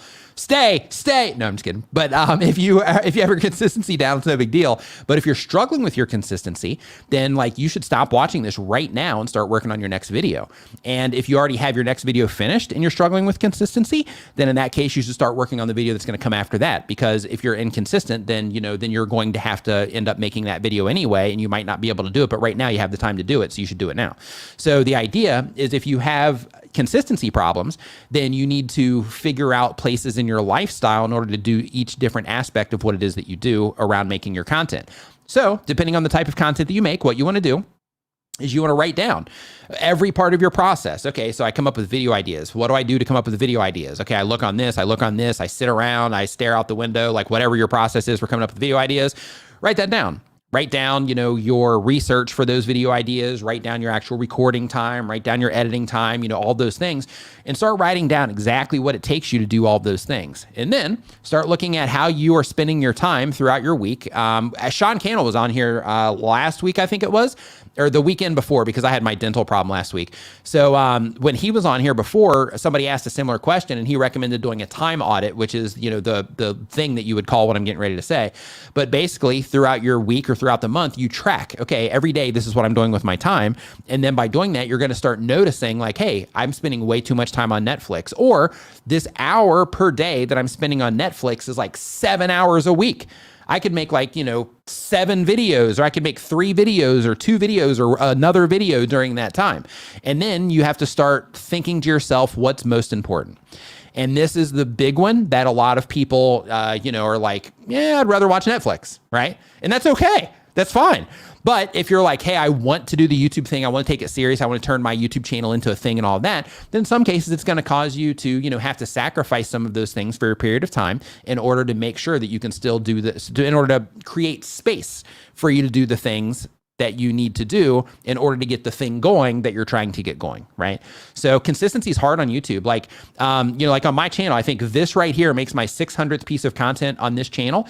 And that does not include the videos that I've deleted off of this YouTube channel, because I've deleted a decent amount of content off of here too. That also does not include the content that I've made for other channels. That doesn't include, any collaborations I've done on other channels, anything like that. So consistency is hard. Like, I know it's hard. And sometimes you may or may not drop the ball depending on how, organized you are or whatever, just how important it is to you. But if it is something that you're like, hey, I want to turn this into something, then in that case, you need to find that place, and you need to make sure that you're paying attention to where it is that your time's going, and you know exactly how much time it takes you to put your content together, so that you can make sure that you're finding places in your schedule over the course of each week or over the course of the month to get the content out that you need to get out. Great question, though. Loved it. So next up on our list here, we've got Adventures with Time. So Adventures with Time says they are a watch enthusiast. The goal of the channel is to educate and share info and with other watch enthusiasts. The question is, I took your recent info and playlist to heart, and I've been reworking all of my playlists. Okay, really quick. What they're talking about here. So playlists have been on YouTube for a really long time. We've been talking about the importance of playlists forever, but YouTube just recently started showing playlists underneath the videos of some channels. This is a huge opportunity for you to amplify the views that you're getting on your YouTube channel. So I mentioned this in the news segment that I did yesterday, so go and watch that because it gives you more details. We talk more in depth of it about it, but because of this feature, everyone here should be thinking of, what am I going to do with my playlists on my YouTube channel? How can I start using these playlists to make it easy for people to find more of the content they care about on my channel, right? And the reason you want to do this is because, right now, the fact that YouTube is prioritizing links into playlists with this new feature that, they're rolling out, that tells us that, it's going to be even more important to drive people in there, and it's going to be more important for us to be a little bit more strategic about how we're using our playlists, right? So because of that, you want to make sure that you are thinking in depth about what you're going to do about your playlist. But to continue on with this, it says, I took your recent info and playlist to heart. I've been reworking on my playlist. Is there any issues with having a specific video in multiple playlists, 2 or even up to 5 playlists? For example, a video I have on a specific watch may be included in 1, divers watches, 2, watches under $1,000, 3, watches from Germany, etc. Also, how should we order the videos in our playlist? Most popular, most recent, or others? So what you want to think about is a girl and her passport. We are answering that question right now here as well, in terms of how many playlists should a video be in. So, okay, so let's break down playlists. So when it comes to a playlist on YouTube, any video on YouTube can be on in as many playlists as anybody wants to put them in. However, on your channel, when you're putting playlists together of your content, you can also put your content into as many playlists on your channel as you would like. There isn't a limit, at least that I'm aware of, in terms of how many videos or how many playlists a video can go into. However, there is a feature that a lot of content creators don't know about. So, you may or may not know about this feature, so I'm going to share it just in case. But YouTube has an option for every playlist to where you can choose to mark that playlist as a series playlist. Now, if you mark it as a series playlist, what happens is you are telling YouTube, by marking that playlist as a series playlist, you're telling YouTube that all of the videos in that playlist are related to each other in some way. And by doing this, you're increasing the likelihood of YouTube recommending other content in that playlist next to other content in that playlist. And as part of that, you are limited to one video only being allowed into one series playlist on YouTube, okay? So you have the regular playlist and then you have the series playlist. Your regular playlist, as many videos as you want. A video can be as many of those as you want. You can even have a video in a series playlist and a bunch of regular playlists, no problem, but it can only be in one series playlist. So this is where, when I say be strategic about your playlists, this is exactly what I'm talking about. So when you're putting your playlist together, instead of just saying like, okay, I'm just gonna make a playlist about whatever, start thinking, okay, I'm going to start making playlists of 3 to 5 videos, maybe 5 to 10, depending on how long my videos are.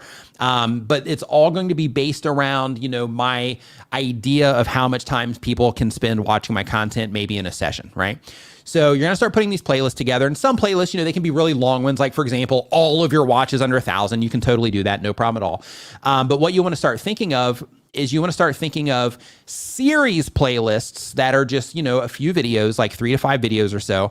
And on those, you want to start thinking, okay, these videos that I'm publishing, these are all going to go into this series playlist. These are all going to go into these series playlists. And these series playlists are going to be playlists that you're going to be driving a lot of traffic into intentionally, because you're going to want to make those connections between people watching, videos in that series next to each other.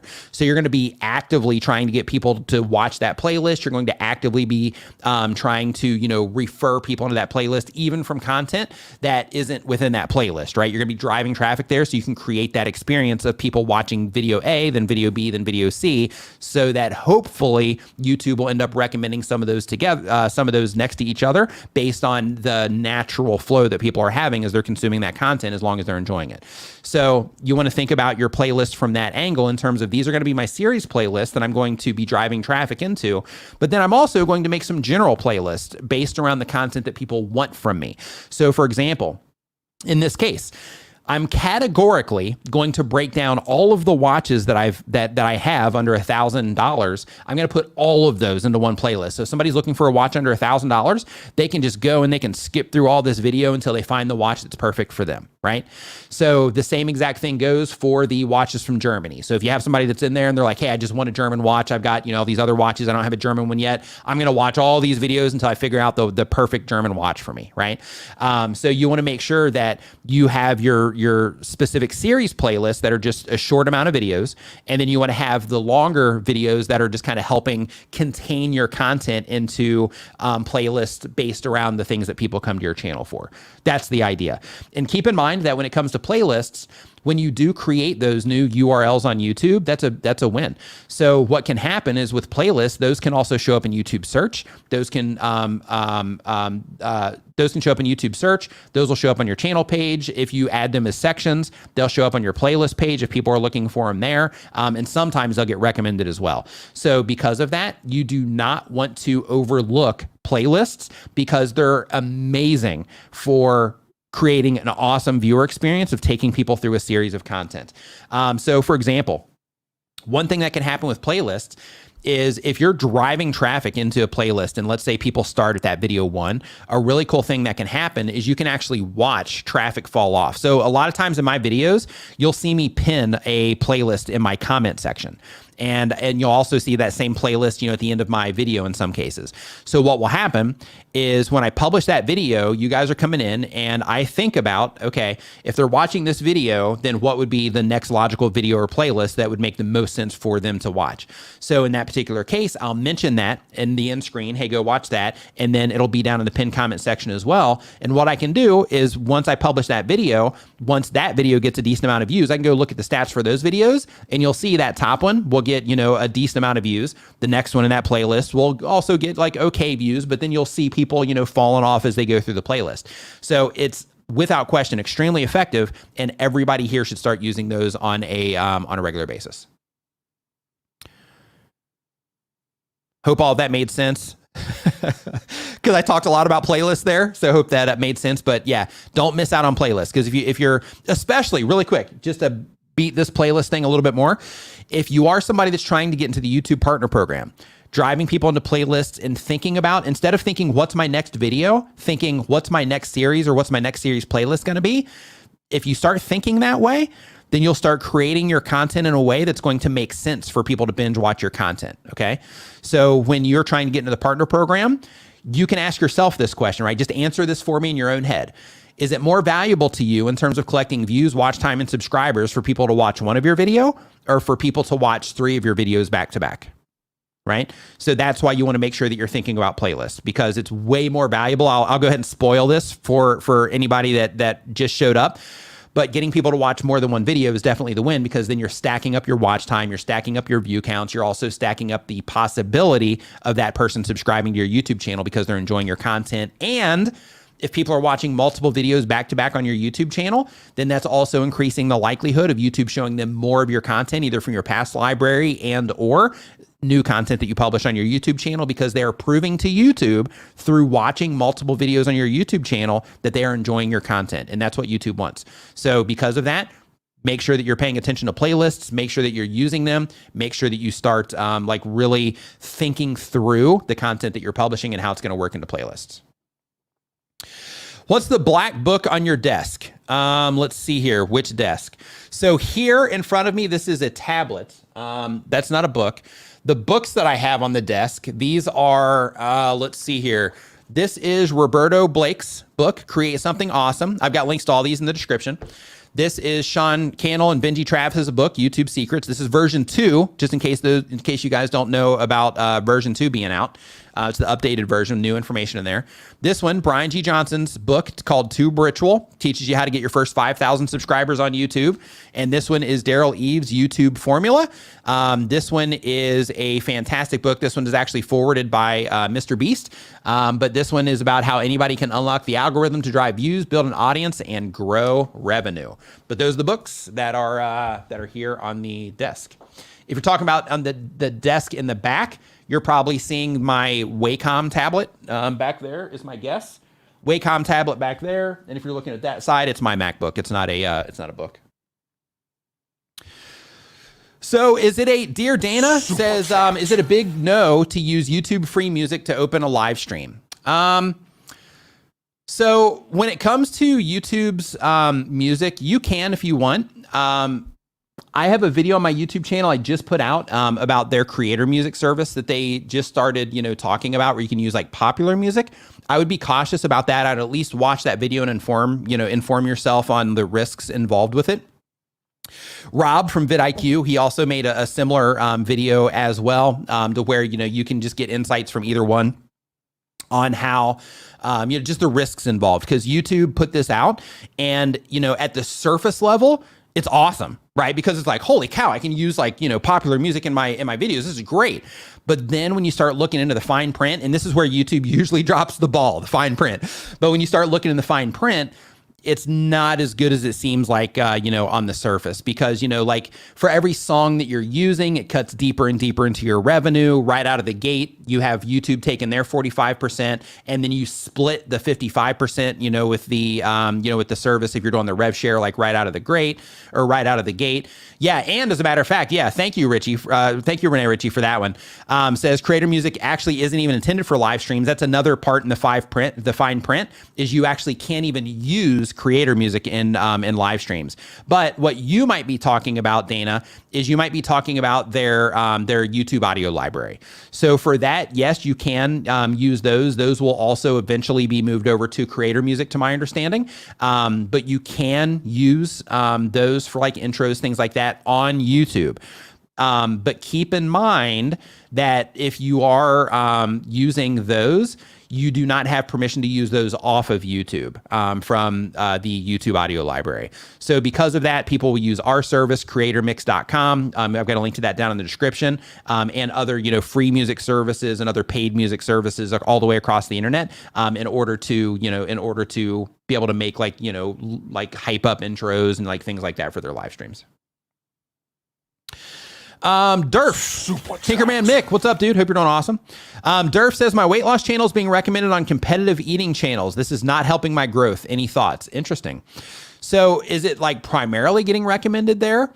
Yeah, like I'm not sure like the content that you're, like the specific content that you're putting out on your channel, but I would just be really careful about how you're, like framing, framing things in terms of your thumbnail and your title and the very specific topics that you're talking about, because those things in terms of the words that you put in your title, the actual topic, the video, things like that, those can impact where you get recommended. But also keep in mind the recommendations are personalized on YouTube. So even though there are some like general spots that will still show up, if I go and I were to watch your YouTube channel, then I would probably see some like YouTube help content there. I'd probably see some stuff teaching me about some like music stuff. I would probably see some stuff about, like Graham Stephan, talking about, everything's on fire, like that kind of stuff. So just something to keep in mind is that YouTube does show your content to people in some cases just based on where they are.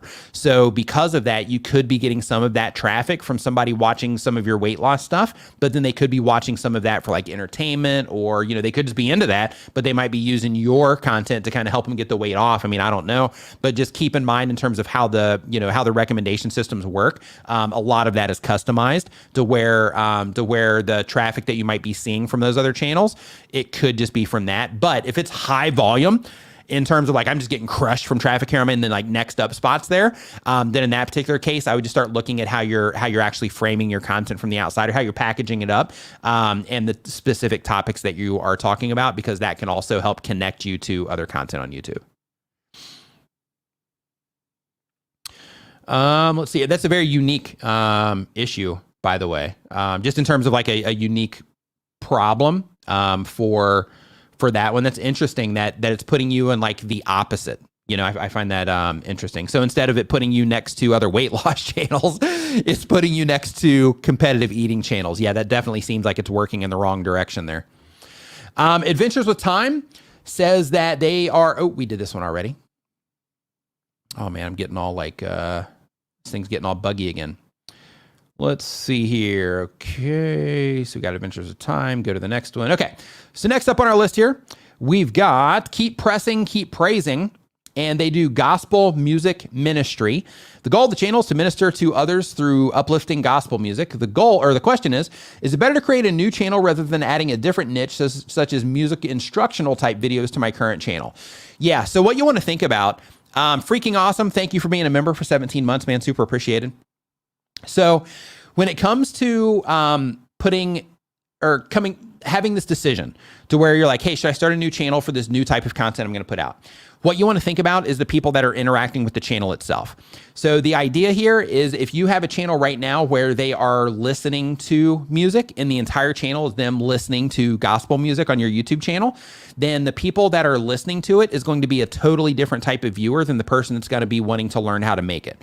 So because of that, I would start a new channel for the instructional videos on how to make the music, and then have your current channel as the channel where people can listen to the music. So you're tapping into that type of viewer. And then for the people that are wanting to learn how to make music, then you can have an entire channel that's an entire resource for those people as well. Because the problem is when you start combining them is now you start getting in front of just two completely different types of viewers. Even though there will be some people that will be listening to it, that will be making it, and that will be making it and will also be listening to it, there's going to be a larger amount of people that will just want to listen to the music. And there's also going to be a larger amount of people that won't really care about the music just based on their own styles, preferences, and all that. And they're just trying to learn how to do the stuff. So because of that, I would definitely put that on a separate channel. If it was me, do what you wish. But if that was me, I'd put it on another channel. Next, we've got My Inspiring Designs. My Inspiring Design says that they do education and business content. The goal of the channel is to support event business owners. Event business owners, grow their businesses and funnel them into my coaching program. Question is, what's the best way to transition into a new topic on YouTube? My channel grew from balloon design tutorials, but I want to create more content around marketing your event business, using YouTube and Instagram. Thank you for your insights. So in that particular case, if you were doing balloon design tutorials, it's going to be the same exact situation as the one that I was just talking about, the music.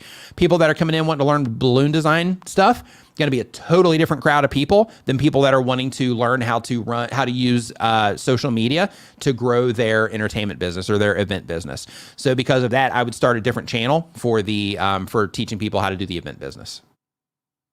If it was me. Man, this thing is like super buggy today. I wonder if there's like an update I have to do or something. I'm not sure. Oh, did I update my Chrome on this one? I hope so.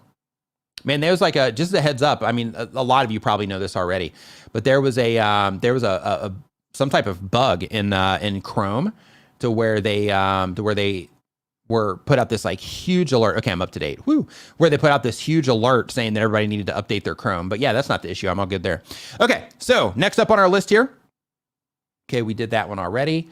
Come on, get up there. Come on. Yeah, my Chrome is just like not responding. Okay. Top picks for you is our next one here on on our list. And let me click on this really quick because it looks like I have a message over here also. Okay, yeah, got that one. Thanks, Doug. Okay, so next up we got movie reviews channel is the type of channel. And the goal here for this, it's called Top Picks for You. And the goal for this one, if I can get this form to work, okay, there we go, says they do the channel just for fun.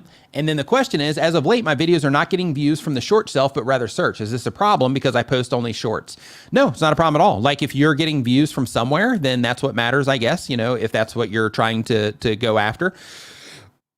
When you're doing it just for fun, just getting the views from anywhere, that's perfectly fine. Like as long as you have some people interacting with your content, then the thing is, being accomplished. So that's a win. If you, of course, want to make sure that you are trying to make better shorts so they'll perform better in the short shelf than YouTube search.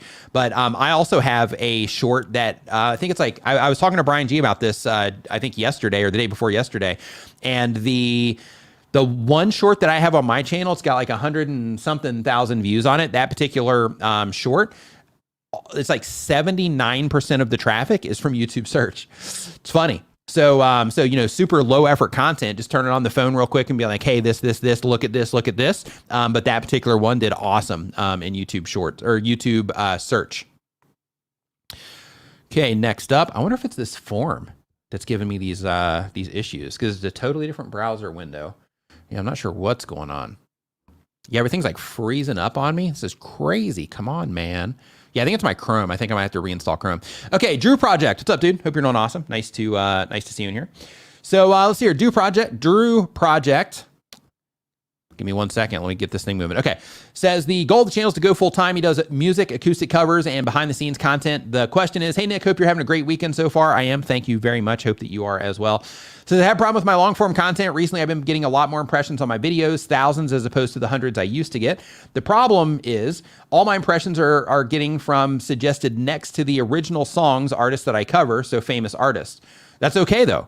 But needless to say, I'm not getting many clicks. It seems pretty obvious to me that people interested in the original songs are really interested in cover versions by a nobody. Definitely the wrong audience. Any idea how to get suggested to a better audience? So in my opinion, it's the perfect audience. And it's the perfect audience because they are already into the song that you have. And some of those people would be super interested in a interesting version of that song that is wildly different from, from the other version. So what I would consider, if you're getting a lot of impressions like that on a lot of the videos that you're publishing, is I would try to do like alternate versions of those. So my brother was telling me about some person on, I think it was TikTok. It was either him or Roberto was telling me about somebody on, I think it was TikTok or YouTube Shorts, but they blew up their channel by doing, what was it? It was either acoustic versions of really popular songs or... Man, it was just like a totally different version of, like very popular music. Maybe it was like a lo-fi. That's what it was. It was a lo-fi version of like really popular songs. And this caused this, creator to just blow up because they offered something unique. So in your particular case, if that's happening with a lot of your videos, just some food for thought in terms of, being able to tap into, D says lo-fi versions. So just some food for thought there in terms of being able to tap into, their own audience for that. Like if you were watching a video, I know for me, if I was watching like a Willie Nelson video and I saw like your video and it had like a lo-fi version of Willie Nelson or like a heavy metal version of the Willie Nelson song that I was listening to or a hip hop version of the Willie Nelson song I was listening to, I'd be like, oh, I got to at least see what this is, right? So that I, me personally, I would click on that. I don't know if anybody else would, but I would. So, that may or may not be a bad thing.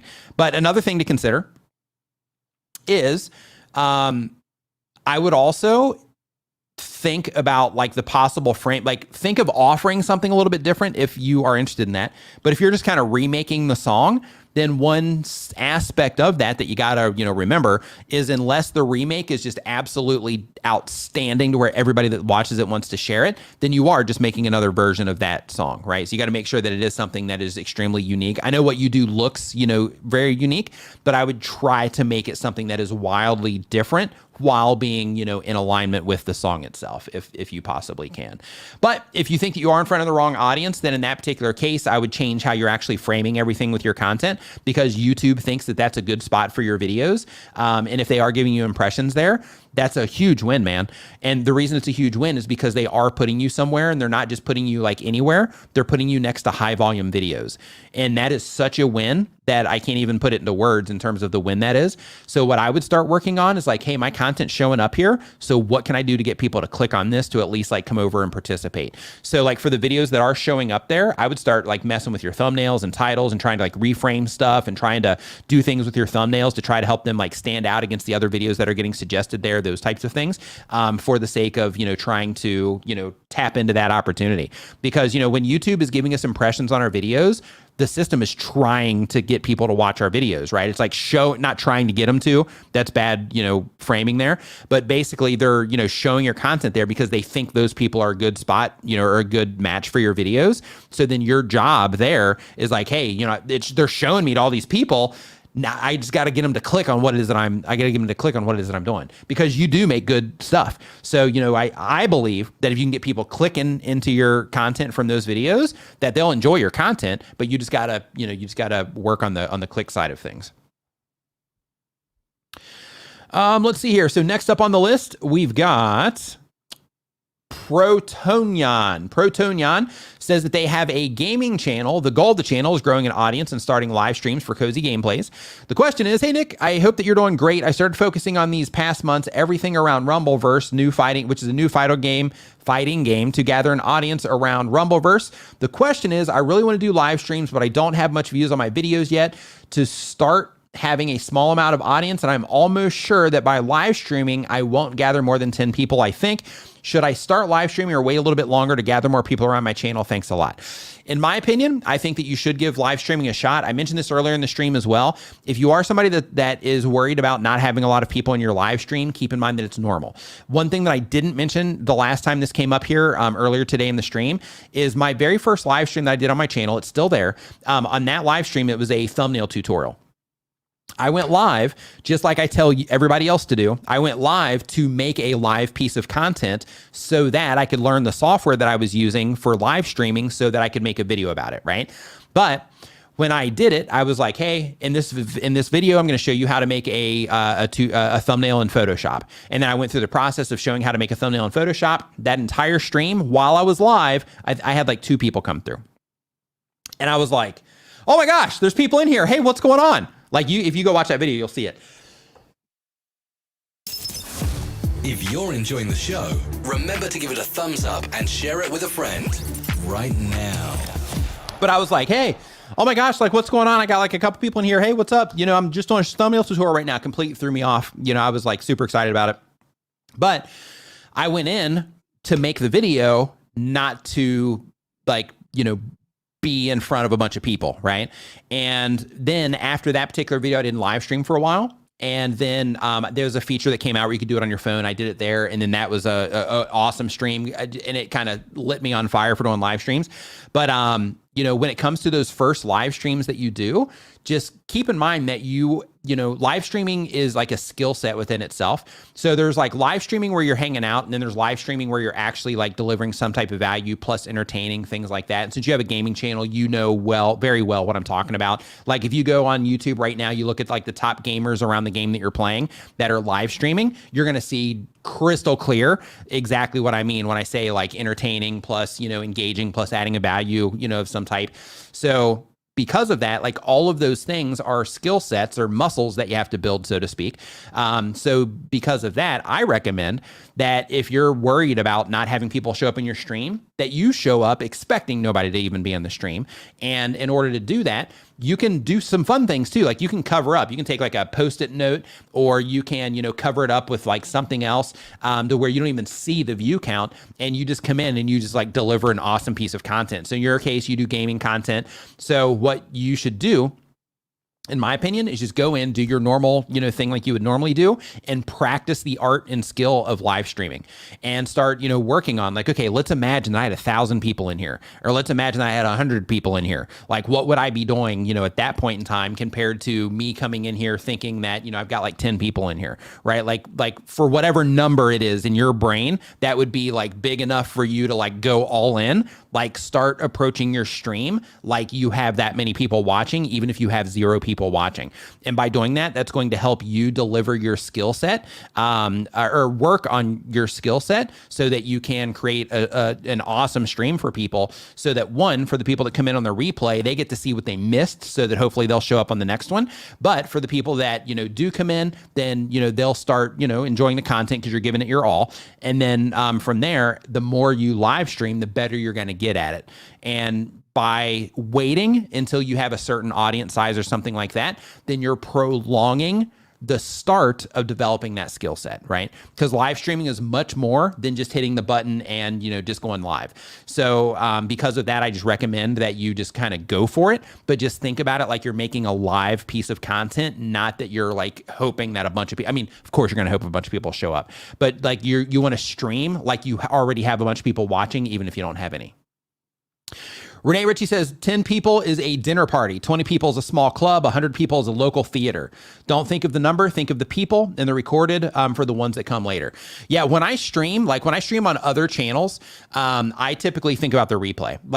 Like this here, actually, even on my channel. So like these, I don't really depend on the replay that much, because like the replay is good and people get a lot of information out of it, but it doesn't really do that awesome on the replay.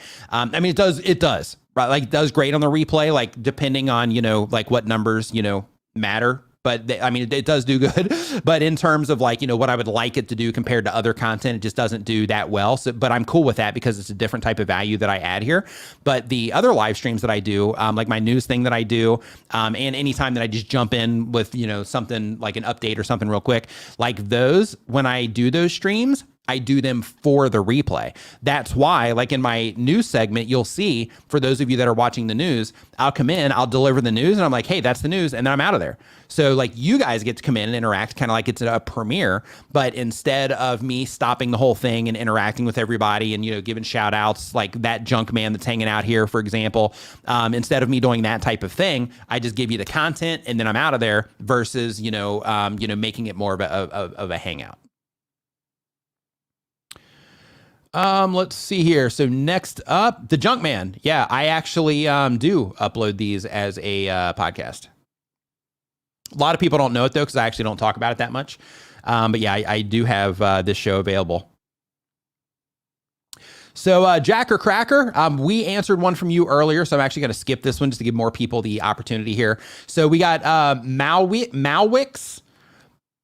So Malwix. Yeah, that's the way you say it. They do webmaster tutorials. And the goal of the question says, I want to make a community and grow my audience aside from making money from advertising fees and affiliates further. For now, I'm focused on growing my audience related to my niche and helping my potential viewers. That's a good approach. The question is, I'd like advice on how many videos or how consistent I should be to grow my channel in 2022 or 2023 faster or make it monetize faster within 3 to 6 months or 1 year from now. Hold on, grow my audience aside from making money. Okay, so in addition to. Okay, so first off, when it comes to the amount of videos that you publish, just the one thing that I want you to keep in mind. If you publish too much when you're first getting started, that might not give you enough time, depending on how much time you have available, free time. That might not give you enough time to really sit back and like work on some of the skill development side of things. So because of that, you can learn more rapidly if you publish more, as long as you also have time to analyze what's working, plus be watching videos on making thumbnails and that kind of stuff. So you can kind of, or at least researching, what's working on YouTube, by looking at the homepage and the content that's being recommended to you and all that. I recommend that you publish enough that you are able to work on your skill sets of being a content creator, but you don't publish so much that it becomes stressful or something that you would not look forward to doing, or that it limits your ability to analyze what it is that you are already publishing, or that it hinders your ability based on time alone to work on skill development and learning more about the platform that you're operating on. So if you can get those things in place, in terms of like, I've got time to publish, like 3 videos per week, plus, I can learn on the other days and all that stuff, because you don't have other stuff that you're doing. In that particular case, you can upload a lot. And by doing that, you're going to learn a lot faster what works and what doesn't work and all that for your audience, compared to somebody that only has time to upload 1 time per week or every other week. So, when it comes to how often you should upload, it really comes down to the time that you have available, what you're willing to do, what you're trying to accomplish, how important it is to you, and things like that. But in terms of growing quickly, 1 video once a month, if it's just a banger, can do more for you if you if you know how to put it together, than if somebody makes, a video per day. Right. So because of that, it's more dependent on the actual content and how people respond to it than it is how often you upload. But keep in mind, one thing that YouTube does mention, and they mention this in their creator tips. If you look in the Google help pages, you'll find this. But in their creator tips, one thing that they do mention is that when you don't upload as much, then it does impact you in the recommendation system. So because of that, just keep that in mind. But a banger video is a banger video, and it doesn't matter. As soon as people start responding to it, if the response is off the charts, then more people are going to see that video, even if you haven't uploaded for a month. So just keep that in mind. But you do want to make sure that you are uploading enough that you are just keeping the skill sets fresh, especially when you're getting started. You want to make sure that you are doing the things so that you can make sure that you are just kind of working the muscles, you're developing the skill sets, that you're learning the platform, that you are putting out enough content that you can quickly learn what works and what doesn't work, so you can know what to double down on, what to abandon, things like that. Let's see here. Next up on the list, Grab a Gamer says, hey Nick, been listening to your podcast feed lately. First time watching you live. Thanks for all of your great advice. My pleasure. Glad that you are enjoying the content. I'm guessing you're talking about comments over coffee. I'm going to be publishing to that soon. I've got a bunch of stuff recorded. I just haven't edited it yet. But I'm going to be publishing again to that very soon, especially, as we're sliding into the end of the year. So just as a heads up for you there, you're going to have a lot more new content over there as well. But welcome to the stream. Daniel Batal in the house. What's up, my man? Says, members get to post milestone chat messages. Here's mine. Hit the like button already, would ya? If you're enjoying the show, remember to give it a thumbs up and share it with a friend right now. But that message is for you guys. Hit the like button. Smash the like button. So let's see here. So we got Milwaukee's taken care of. Next up on our list. Oh, you know what? There was actually more to that question. Sorry, Milwaukee's. Let me go back to that. So let's see here. That was the first part. And then we have also, since you already know my channel niche, I'd also like advice. Is a buy me a coffee link, is it okay to offer instead of making a service to offer, even if I'm still starting out and need to focus on providing valuable content instead of growing my audience?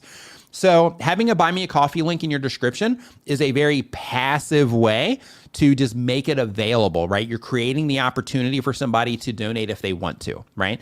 So because of that, if you're giving web design tutorials, you're going to be helping people, solve that problem. Some people are going to be appreciative enough that they're going to want to buy you coffee. So having that available for the people that do is definitely something that you want to do. You might get people doing it on a regular basis. It might take you might get one every few months, whatever. But if you have it available, then you're creating that opportunity for yourself to where people can contribute to it. Let's see here. And then the next part of this, I'm still starting it out. Need to focus. Okay, we got that. So here, one last, can you make a video on how to make a good transition for your videos using Camtasia? Because I'm planning to buy a Camtasia video editor, and please do send your affiliate link for that so I can use your link when I buy soon.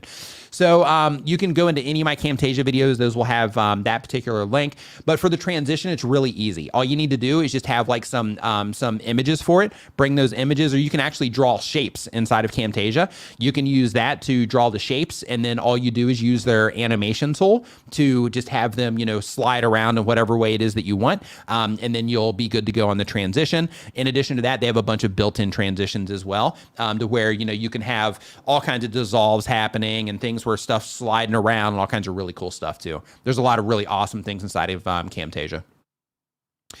So next up, we've got the KMH family. KMH family does lifestyle content. The goal is to inspire, motivate, and entertain. The question is, hey, Nick, I hope that you're having a great day. In regards to the shoppable tags that you can add to items in your video, how do you think the majority of brands would feel about this? Meaning, if it's a sponsored video, should we not use the shoppable tags in the video? We've received a partnership offer for multiple videos with one or more item tagged in the video for a 6-month partnership, but we do a lot of sponsored videos. So I just want to make sure that won't interfere with our video sponsorships. So all you have to do is disclose this to the companies that you're working with. So in your negotiations, or just like when you're, building those relationships with them, if you have a 6-month deal with them, then, you're probably in there with them pretty well in terms of being able to just speak freely. So because of that, just hit them up and be like, hey, I just wanted to ask you this, we have, these other things that we do offer in the product tagging, just in the, in your videos, would you prefer that we didn't put those in there? Like, that's it. And they'll say like, yeah, we prefer that you don't. Or they'll say like, we don't care, as long as people get into the video, they enjoy the video that, that features us, like we don't care, what's available. But if it is a direct competitor, then there's probably a good chance that, just ethically that you probably wouldn't want to do that anyway. But if you are kind of on the fence, then I would definitely just, shoot them an email and just, get it straight from the horse's mouth so you can figure out, what is important to them and kind of, how they stand on that sort of thing. Because some people are really cool about it. Other people actually encourage it. Like some companies will be like, hey, look, we don't want you to stop anything you're doing. We just want you to kind of throw us into the mix.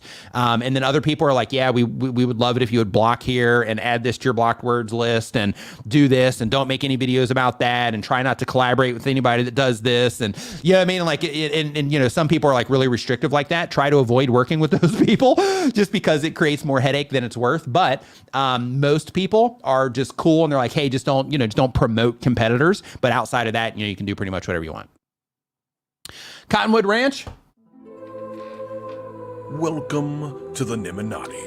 Welcome to the Nimminati. Make sure when you get the chance that you go to nimminvip.com. That is our members only Facebook group. If you can do that before the stream is over today, then I will get you in there as soon as the stream is complete today. Make sure you fill out all the questions on the way in, because if those questions aren't filled out, I just automatically delete it. So just make sure you fill out all the information on the way in, and that helps me verify that you're a member before I let people in there. Because it's a members only group.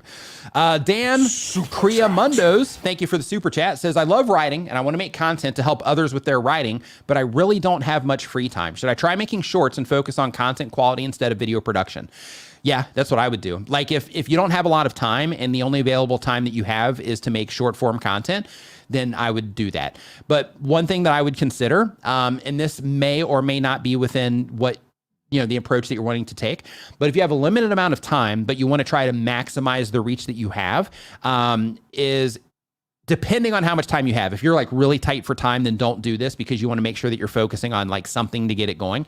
But if you do have the time, I would start thinking of, okay, I'm going to make a video and I'm going to, within that video, it's going to be vertical so that I can put it in a YouTube short. But within that, I'm also going to make a little bit of a longer version of it. But I'm going to make sure that I have 60 seconds or under, and I'm going to plan this ahead of time. I'm going to make sure I have 60 seconds or under that I can make sure that I upload to YouTube Shorts. For the ones that are a little bit longer or that are 60 seconds, take those and upload them to TikTok and Instagram Reels, again, as long as you have time.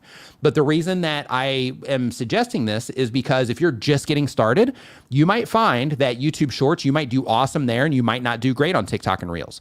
Or you might find that you do awesome on YouTube Shorts and you do awesome in TikTok, but you suck at Instagram Reels. You might find out that TikTok is your path to the Holy Land and Instagram Reels and YouTube Shorts doesn't really work out for you.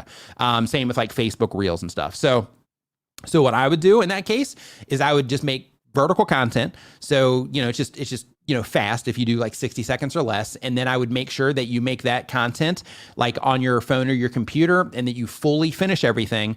And then you publish it to the, all of the platforms that you're able to, just because with that, in your particular case, if it's 60-second content, then you can duplicate titles, you can duplicate descriptions, all that stuff, not a big deal. You have the content. So then what you can do is you can store that stuff on your phone and then, you can upload to the other platforms, like while you're using the bathroom or something. Nobody's going to know. I'm not going to tell anybody. Don't worry. I won't tell anybody.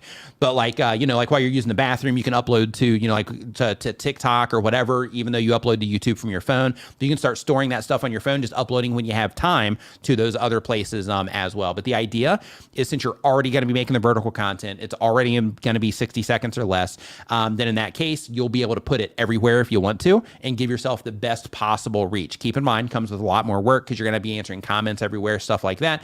However, if you're like, hey, I just have time to focus on one, and that's perfectly okay. Right? It's perfectly okay. Then in that case, if you did want to do YouTube or you don't want to do TikTok or whatever it is that you want to do, just make sure that you just, make the best content you can that is short form for whatever platform it is that you're going to go after. Doug Houston, thank you, my man, says just a flex, 52 months. Love it. So next up on the list, hey, Ernie, what's up, man? Hope you're doing fantastic. Welcome to the stream. So next up, we've got, let's see here. We did the KMH family already. Magic Prepper. Hey, what's up, man? Welcome to the Nimminati. Welcome to the Nimminati. Make sure, same with you, go to nimminvip.com. That will redirect you to our members-only Facebook group. Fill out all the questions on the way in. Just as a heads up, for anybody that's a channel member that hasn't gotten to the Facebook group yet, some people are just weird about like, hey, I don't want to go into that, on my personal profile or whatever, and I totally understand.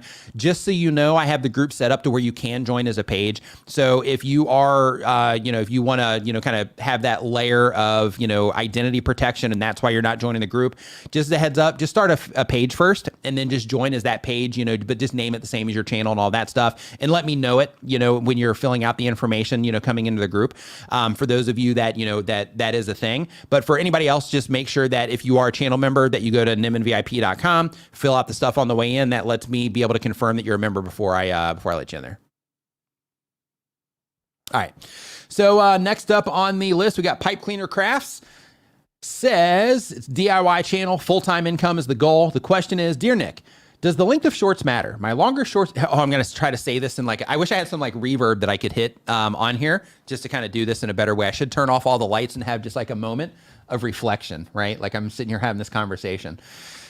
Dear Nick, does the length of shorts matter? My longer shorts usually have less than 100% retention, while shorter shorts can get 200% retention. What should be my ultimate goal? More seconds per view, just as in the long format videos? So that was my reflection thing. The Dear Nick is what got me there. So when it comes to longer shorts or shorter shorts, just keep in mind that, you know, if people are like looping them, that's definitely a plus. But just like the long form content, everything is based on satisfaction. So if they do notice like, hey, people are watching this, they're engaging with it, you know, all that stuff that they use to see it as a successful piece of content or a satisfactory piece of content, that they'll, you know, continue to show it to people. But, you know, when you do make it longer, you do kind of work against that a little bit. But, you know, if you need to have it 60 seconds in order to deliver the information that you need to deliver, that's perfectly okay. To show whatever it is that you need to show and, you know, like that kind of stuff, then it's perfectly fine. But I would definitely just kind of mix it up a little bit, have some that are a little bit shorter, some that are a little bit longer, just kind of let them be as they are, because the win is when you do have the ones that pop. For the people that do click into your name from those, they can just hop from short to short to short to short. So then by creating the different options for yourself, you know, hey, here's some short ones, here's some long ones, whichever ones do pop, then it still creates that doorway back into you. And then if they hit your channel name, they'll go to your shorts page, because it'll happen automatically if they're on their phone. And then they'll just get stuck in that, you know, feed of just your shorts only. And then of course they can explore more into the longer content there as well. Oh, you prefer it shorter, but the viral shorts are actually longer. Okay, yeah, in that case, I would still mix it up. But if the ones that have done the best are longer, then that might be an example of, you know, the viewers are enjoying the longer ones more, or maybe they're getting more out of the short ones, or I'm sorry, the long ones compared to the short ones in that case. And then in that case, you might want to, you know, do more of those, but I would still do some short ones though, just for the sake of, you know, just throwing those out there into the ether as well. If you have content around it, if you need to get a short out that day or whatever. But when it comes to the seconds per view and, you know, all of that stuff, just like everything else, it all comes down to satisfaction with YouTube. If they deem it as a satisfactory experience compared to everything that's going on in the platform at that moment in time, then they're going to keep showing it to people. If it falls low of that mark, then of course it will limit the reach that short's getting. So let's see here. Next up on our list here, we got another channel member here. So Lambo Drive Zambo. Welcome to the Nimminati. Welcome to the Nimminati with you as well. Make sure you go to Nimmin VIP when you get the chance. That's going to redirect you to our members only Facebook group. Once you get there, fill out all the information on the way in, because that's going to verify that it helps me verify that you're a member before I, you know, hit the approve button to get you into the group. So welcome aboard. So Top Cat Talent Show says, hello, I have an online talent show mobile app for undiscovered artists. I've been gone for a year. How should I come back? Premiere, thank you. Just give content. So come back with the content that people come to your channel for in the first place. You don't need to make a big production about it. You don't need to make like a big deal about it. Just come back in with content. If you want to mention just really quick somewhere in the video, like you know, hey, if you've missed me, let me know in the comments, or, you know, something like that, something kind of fun. In that case, go ahead and do it. But I would just focus on like, hey, what do they come to me for? And what videos do I need to start publishing now based on any, you know, activity that's still happening on the channel and any content that people are still enjoying? What should I start publishing on my channel that will give value to them? Like I would focus on that over like making like a, you know, making it a premiere or making it like an explanation video or anything like that. Just give them the content, publish it like you normally would. If you want to do a premiere, that's fine. But I would just publish it like you normally do your content, just let it go out just like it normally would. Little Mobcraft, welcome to the stream. Premium Wrestling is our next question here. Resin Dragon Studios, what's going on? Hope you're doing great. Says they do have a wrestling channel. The goal of the channel is to get wrestling content out to new people. Question: recently I went from 26 subscribers to 55 subscribers. My success has led to 24,000 views, but I still only have 55 subs. How do I make my viewers turn into subscribers? So there's a few different things, or a few different factors that come into play when it comes to people subscribing to your YouTube channel. One, they got to see value in what it is that they're doing. Two, they got to see enough value that they want more of it. Three, they have to, for the people that are like really into it and they're really protective of the channels they subscribe to, they will go and explore your channel page and they'll look at the history of your channel and see like, okay, are they putting out a lot of content? Does it look like, you know, one, are they still uploading on a regular basis? Like in terms of, should I subscribe for that? But they'll see like, hey, you know, have they been relatively, you know, consistent? Can I depend on them for content kind of? But, you know, people will, you know, make decisions on those sorts of things. But one thing that can be helpful is actually inviting people to subscribe in your videos. But it all will come down to the, you know, to them seeing the value. But that little nudge especially if you're making really good content, can be really helpful and it can go a long way. So any of the videos on my YouTube channel that I ask people to subscribe, those always generate more subscribers. So when you are, putting out content, asking is important. But before you do that, like, you have a video that's been successful here. You got 24,000 views on it, so that's good. But for anybody that is considering what I just said in terms of asking people to subscribe in your videos, make sure that first you focus on learning how to make content that people enjoy and that you're focused on the viewer experience and creating a good experience for them once they actually start experiencing your videos. Make sure you focus on that first. And then once you get good at that and you start getting, a nice amount of consistent views that you're happy with, then in that case, that's where you start experimenting with, like, hey, maybe while I'm taking this quick transition from this to this, then I'm just going to have a quick thing where I'm like, oh, hey, by the way, I put out content like this every Tuesday. So if you haven't yet, make sure you subscribe. But anyway, blah, blah, blah, blah, right? So because of that, make sure that first, you focus on the side of things of like learning how to add value to the viewers and make a great experience for them. Once you get that down and you start getting consistent views, that's where you start experimenting with, like, how can I increase my subscriber conversion and stuff like that. But for right now, you're just getting started. You got 55 subscribers, you got 24,000 views. So like, keep focusing on the views and keep focusing on, like, okay, how can I follow up this video that I just published that people really responded to? What can I make next that would be a great compliment to this video that people would come back in for it? And in addition to that, analyze the heck out of that video and try to come up with your own ideas on why you think, based on your understanding of, the space that you're making content around, because you're a fan too. That's why you're making those videos. So start thinking to yourself, like, why do I think people clicked on this one more? Why do I think they enjoyed this one for a longer period of time? Why do I think they made it to the end of this video? Or why do I think they left when they did? Those types of things.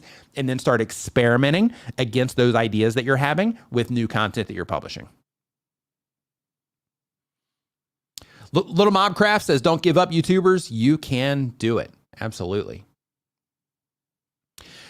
Next up on our list here, we've got Mountain Finance. Mountain Finance says they do financial education content. The goal of the channel is to promote financial education and build a community of like-minded investors. Question, having recently reached monetization, what is the best way to grow your YouTube channel members? By providing some type of value that they don't get in your regular content. That can be additional uploads to your YouTube channel if you choose to do that. That can be tips, in your case, in your community feed that you isolate down to members only.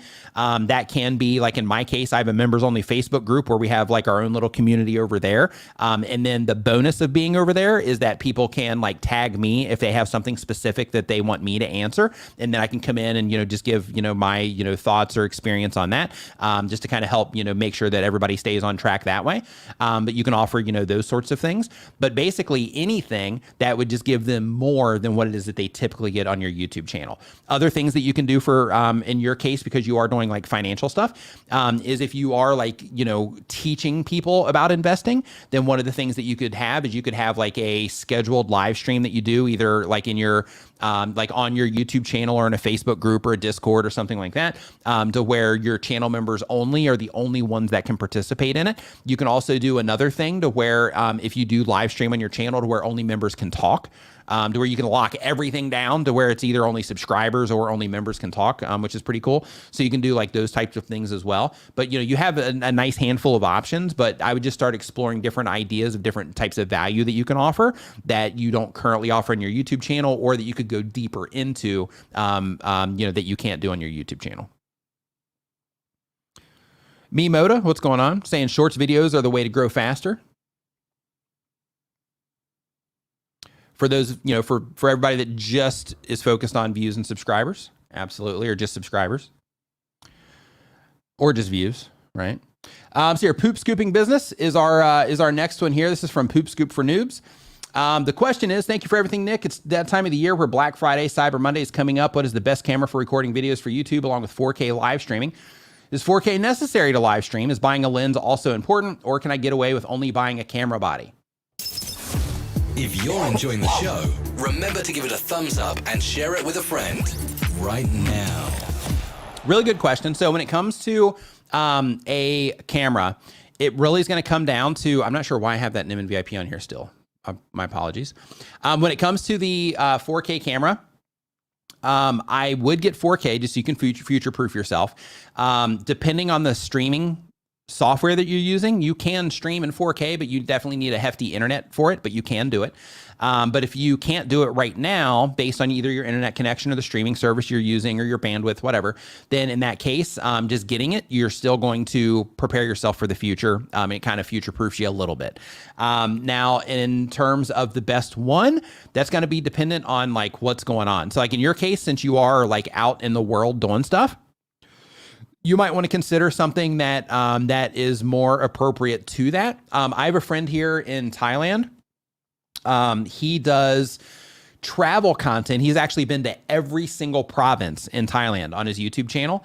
He's doing awesome. Big props to him. He stopped in here, I think, a couple streams ago, or maybe it was a news one or something, but awesome YouTube channel. But anyway, he uses, it's a new Sony one. It's not this one. It's the, it's like a ZV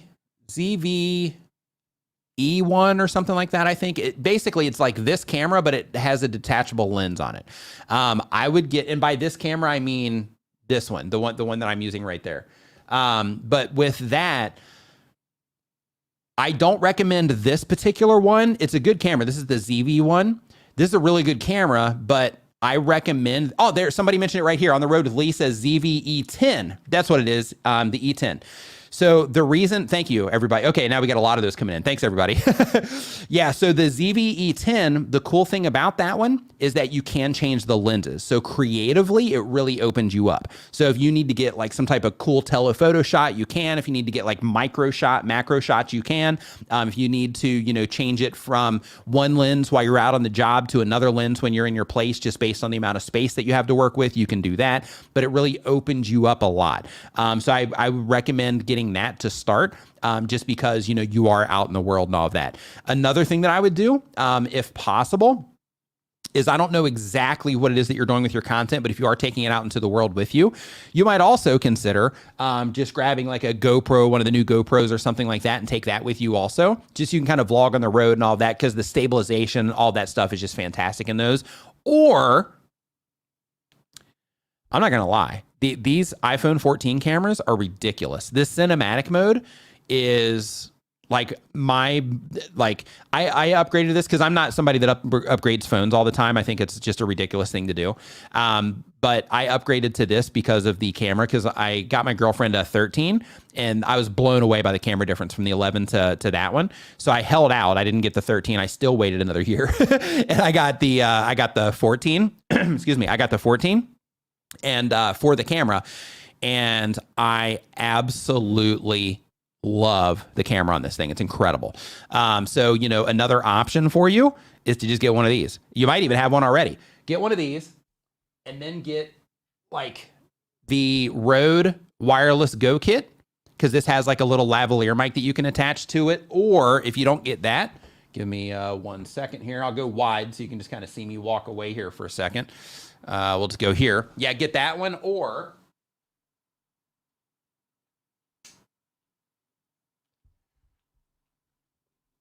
this one, this microphone right here, it is a Rode, what is the name of this one? Like an NTG, there it is. Yeah, Rode Video Mic NTG. This thing is awesome also. So the cool thing about this one is this combined with this, it's over there, with like this little like cheap interface thing. You can even use this on your computer, which is pretty cool. You might be able to plug it in without that interface. I'm not sure, but this is a really versatile mic. But in your case, depending on the specific setup, like with your phone, this might be the best bet for you. But then you would have like a little thing you have to wear under your clothes and all of that, where with this, you would have to connect it to your phone in some way, which, you know, from a workflow perspective might be just like a little bit kind of in the way or inconvenient. But, you know, that's another option for you. So I would definitely just kind of consider all of those and just think which is the best one for your use case and how you plan to, the type of content you plan to put together. So Chantel says that it does plug directly into the laptop. Okay, yeah, sweet. So it does work as a mic input and a USB mic. Okay, yeah, so fantastic. So like in this case, then by getting one of these, it would open you up to being able to use it on your phone, being able to use it on your camera. If you, do get that, the Sony camera we were talking about, and You could also use it if you decide to live stream and like answer questions from your community and that kind of stuff. Yeah, the DJI wireless mic, that's another one. You know, that's another one that's mentioned here as well. Jason Lavarius mentions the DJI wireless mic. The difference is when you get the DJI one, because I don't have that one, but with this one, you can see it has like this bag and everything's kind of like all messy, and you have to kind of cram everything in there. And actually, everything doesn't even fit if you put some of the accessories in there.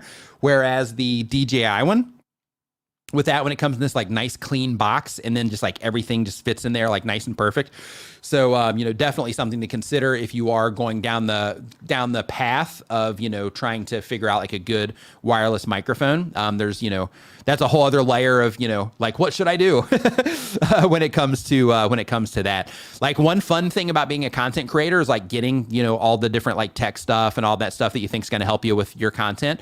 But Dee and I talk all the time about like all the stuff just over the years that we've gotten to where we're like, oh, this is perfect. This is going to be exactly what I need. And then it ends up like shit sitting on a shelf somewhere. Yeah, it's kind of crazy. But okay. So Spencer Gamer says, thank you for super chat. Spencer says, so I'm having trouble finding banner picture that's 20 by 48 by 1152. Does the size even exist? Also hit 796 subscribers for fighting games and streams. Congratulations to you on the 796. On your way to 1,000. If you can get 796 people on board, then you can get 700,096 on board. So congratulations to you for that, because you have proof of concept now. When it comes to the banner picture, what you want to do, I'm not sure if you're making it in like Photoshop or Canva or what it is that you're doing, but just as a heads up, that if you look for YouTube channel banner templates on Google, you're going to see a bunch of different options popping up for you, but there's like Photoshop files that you can download that will already have like safe zones in there and things like that. Google actually provides these. So if you look for YouTube channel banner PSD, I think might be the thing that you need to look for. You're going to see a Google help page thing come up, and then you'll actually have a link there directly from Google for that, or you'll have some designer that's also made, you know, a similar type of template. But how that works is you'll see that they will have, when you turn on the guides for it, you'll see that they have it isolated to where like, this is what people see on mobile. This is what people will see on a TV. This is what people see on desktop computers and all that. So it's a really great guide to actually put it all together. But same thing, like if you go to like canva.com, they've also got where you can create like banner templates over there and stuff like that. But I don't know if they also have like the safe zones and, you know, things like that over there. I'm not sure. Okay, yeah, right here. Brandon Bautista says that Canva has a great channel banner template. So you can, you know, you can definitely use that to kind of level that whole thing up a bit. Thanks for that confirmation there, Brandon. I appreciate it. So hold on really quick. We got B. Clark right here, says they're about to post their first video. Let the adventure begin. So B. Clark. So I just want to tell you just a few things. First off, high five and fist bump to you for getting started on your YouTube channel. Second, just embrace the journey, embrace the process. There's a ton of stuff to learn, a lot of skills, all that stuff. Your first video might be a banger and it might go through the roof, or you might start off really slow. Either way it goes, just keep in mind that this whole thing is a process, and if it doesn't go as good as you might want it to go at first, it's not a big deal. It's just part of the process. So just keep learning, keep publishing, keep learning, and keep trying to figure out the things that the people that you're trying to reach are really interested in, and the things that they're not, and just lean into the stuff that they're interested more. But congratulations to you for publishing your first YouTube video and embarking on this journey. I hope you do awesome here. Keep in mind, the only people that fail are the people that quit, right? So you have,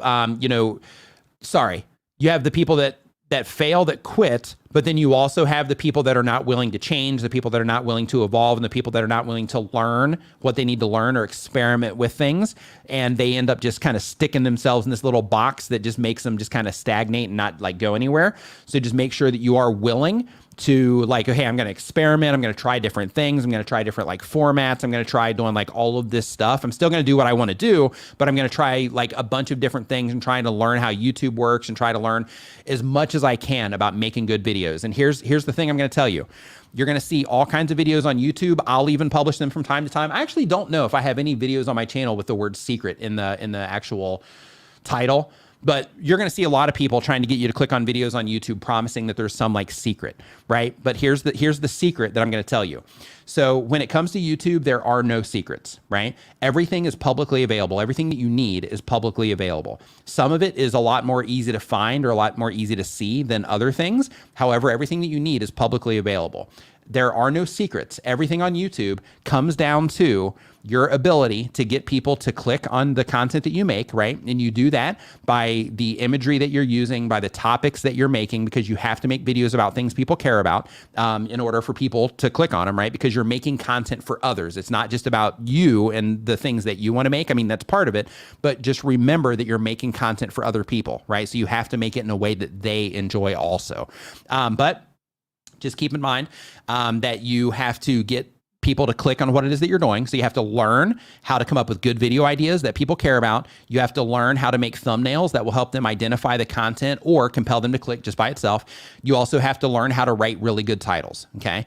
And by really good titles, I don't mean just all hype. What I mean is you have to learn how to write titles that resonate with the people that you're trying to reach. So the best way to do this and the best way to learn how to do this is open up your YouTube homepage and look at all of the content that YouTube is presenting to you that has a lot of views on it.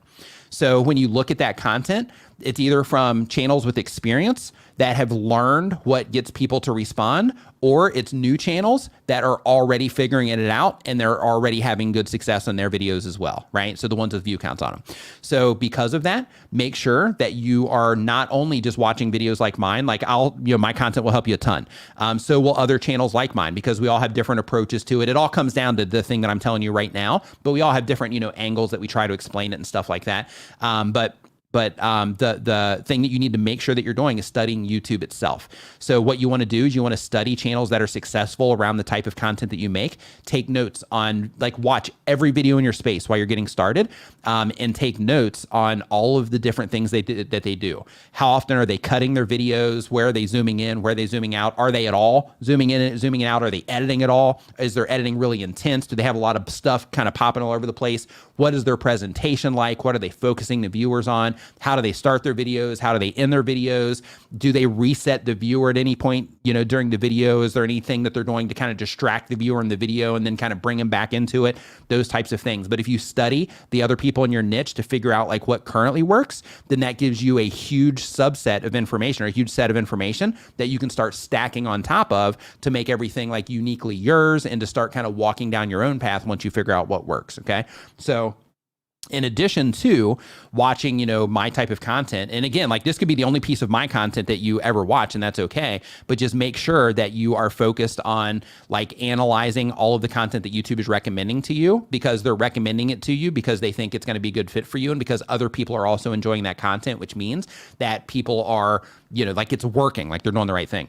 But in addition to that, make sure that you're also just studying the other people in your space that are doing well, and study people outside of your space for more fresh ideas as well. So when you're just getting started with all this, you're going to have a ton of ideas anyway, but also just start looking, because you'll find little details. You'll be like, oh, wow, I really like this graphic that they pop up that kind of reminds them to do this.